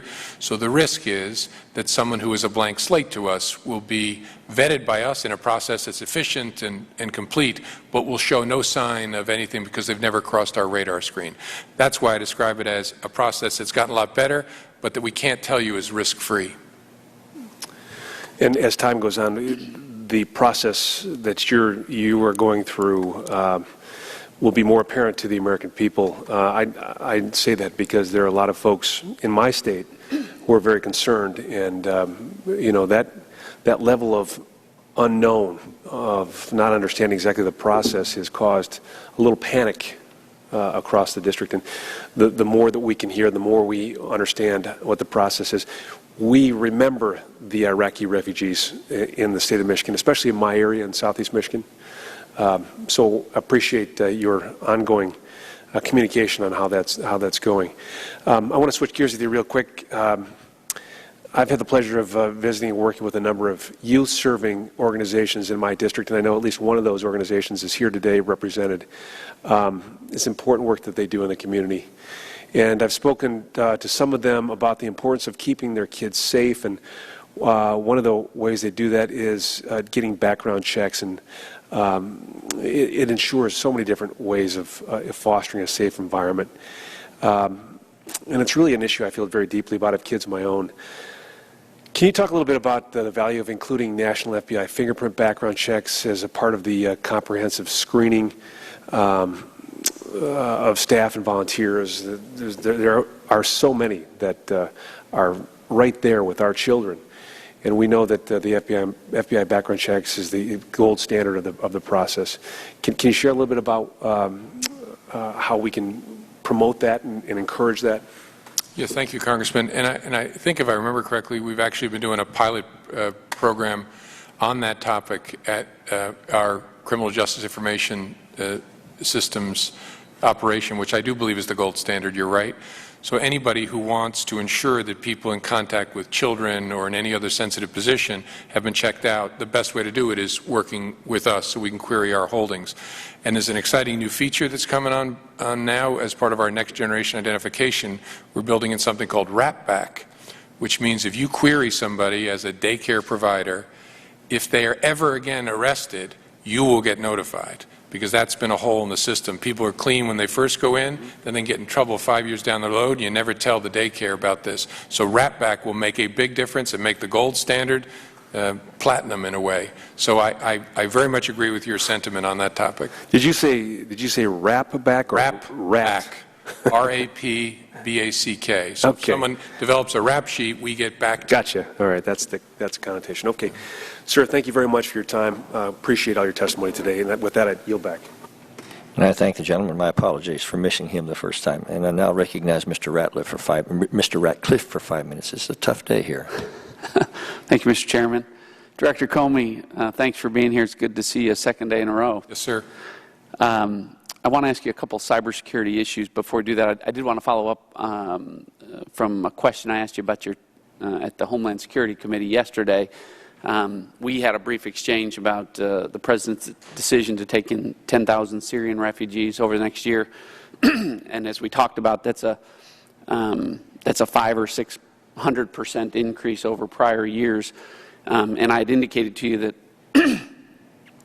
humanitarian concerns aside, I was troubled with respect to national security, the national security aspects of it, as you're hearing from many of my colleagues here, particularly because ISIS has said that it would use or would try to use the refugee process to get into the United States. And further to that point, as you've testified, our own databases don't have information on some of these individuals, so there are gaps of intelligence there. So we had a discussion about that figure of 10,000 yesterday. I guess if you had been the sole decider on that issue, what figure would you have recommended to the President? I don't know. And I'm pleased to say it's not my job to recommend that to the President. I just don't know. Well, I understand that. I know the FBI is not a policy-making body with respect to that issue, but as you recall, we had a discussion. I asked Secretary Johnson the same thing, and he assured me that there was an interagency process. But I guess what I'm trying to get at was, is this a figure that the administration presented to you, or and said, meet the security obligations that come with this, or was this part of a process where there was actually input from folks like you that should be providing input on what that number would be? I think there was plenty of input from the FBI and other parts of the intelligence community on sort of how we thought about the good news and the bad news. I don't know and don't recall, and don't know if I could say, even if I did recall, how a number came up. It wouldn't have come from the FBI, but I just don't know. Okay. Well, you understand the concern that we would hope that these decisions were driven by intelligence rather than political reasons or pressure from our European allies or other folks around the world. And so that's why I asked the question. But turning to cybersecurity, and I chair the subcommittee on cyber at Homeland, and your written testimony, you said, I want to make sure I get this right, an element of virtually every national security threat and crime problem the FBI faces is cyber-based or facilitated. And I want that to sink in for everyone, because it's such an important point for us to consider in our oversight of the FBI. I think it really speaks to the gravity of the issue here, that you're seeing a cyber element to almost every national security threat and crime problem. So aside from the encryption issue, which I've heard you, I've had the opportunity to hear you talk about in the past, what are the major challenges that you face in detecting and prosecuting cybercrime right now at the FBI? Thank you for that question. Thank you for your interest in that issue and your leadership there. Two big issues are getting the right folks and the right equipment. In reverse order, the bad guys have very sophisticated equipment, and so if we're going to be good at responding to all the threats we're responsible for, we got to make sure we have world-class systems. And then we got to have great people to operate them, and that's a challenge when we're facing a cybersecurity industry that will pay young folks a lot of dough to go work in the private sector. We compete on mission. I tell these people, you're not going to make much of a living, you're going to make a great life. I hope that convinces their families as well, but those are the two big focuses for us. Terrific. Thank you, Director. So the issue of insider threats has been described by at least some as the greatest threat to businesses that operate in cyberspace. And of course, we all saw the scale of that threat with respect to Edward Snowden. I know that the Department of Justice has asked Congress for clarity on the law in this area for assistance in prosecuting insiders who access sensitive data that they're not authorized to. And I want to give you an opportunity to elaborate on that from your perspective. It's an important part of the threat. That's absolutely true. I don't know what the department's questions and concerns are about their legislative authorities on that front, so I don't think I can offer anything useful there. Okay. Well, good. Well, my time's expired, but like everyone else, I want to express my thanks. Of course, I had the opportunity to work for you, both as when you were the acting Attorney General and as the Deputy Attorney General, and because of that, I have great confidence in you, and I am grateful for your continued service, and am comforted by the fact that you're in the Director's chair and that you're the person making such important decisions about our nation's security. So thank you, and with that, Mr. Chairman, I yield back. Thank you. Well, I would just take the moment to echo those comments. With 7-year-old children, we're grateful that people like you are on the job. This would conclude today's hearing. Thanks to our distinguished witness for attending. Thank the audience here. Grateful all of you for being here. Without objection, all members will have 5 legislative days to submit additional written questions for the witness or additional materials for the record. And with that, thank you again, Director Comey. This hearing is adjourned.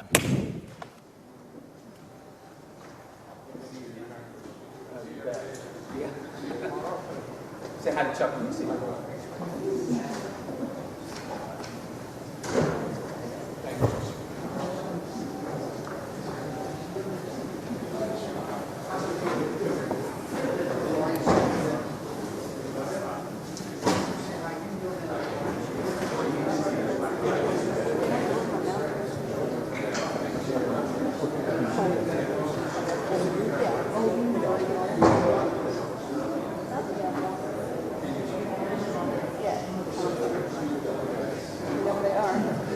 Yeah, right?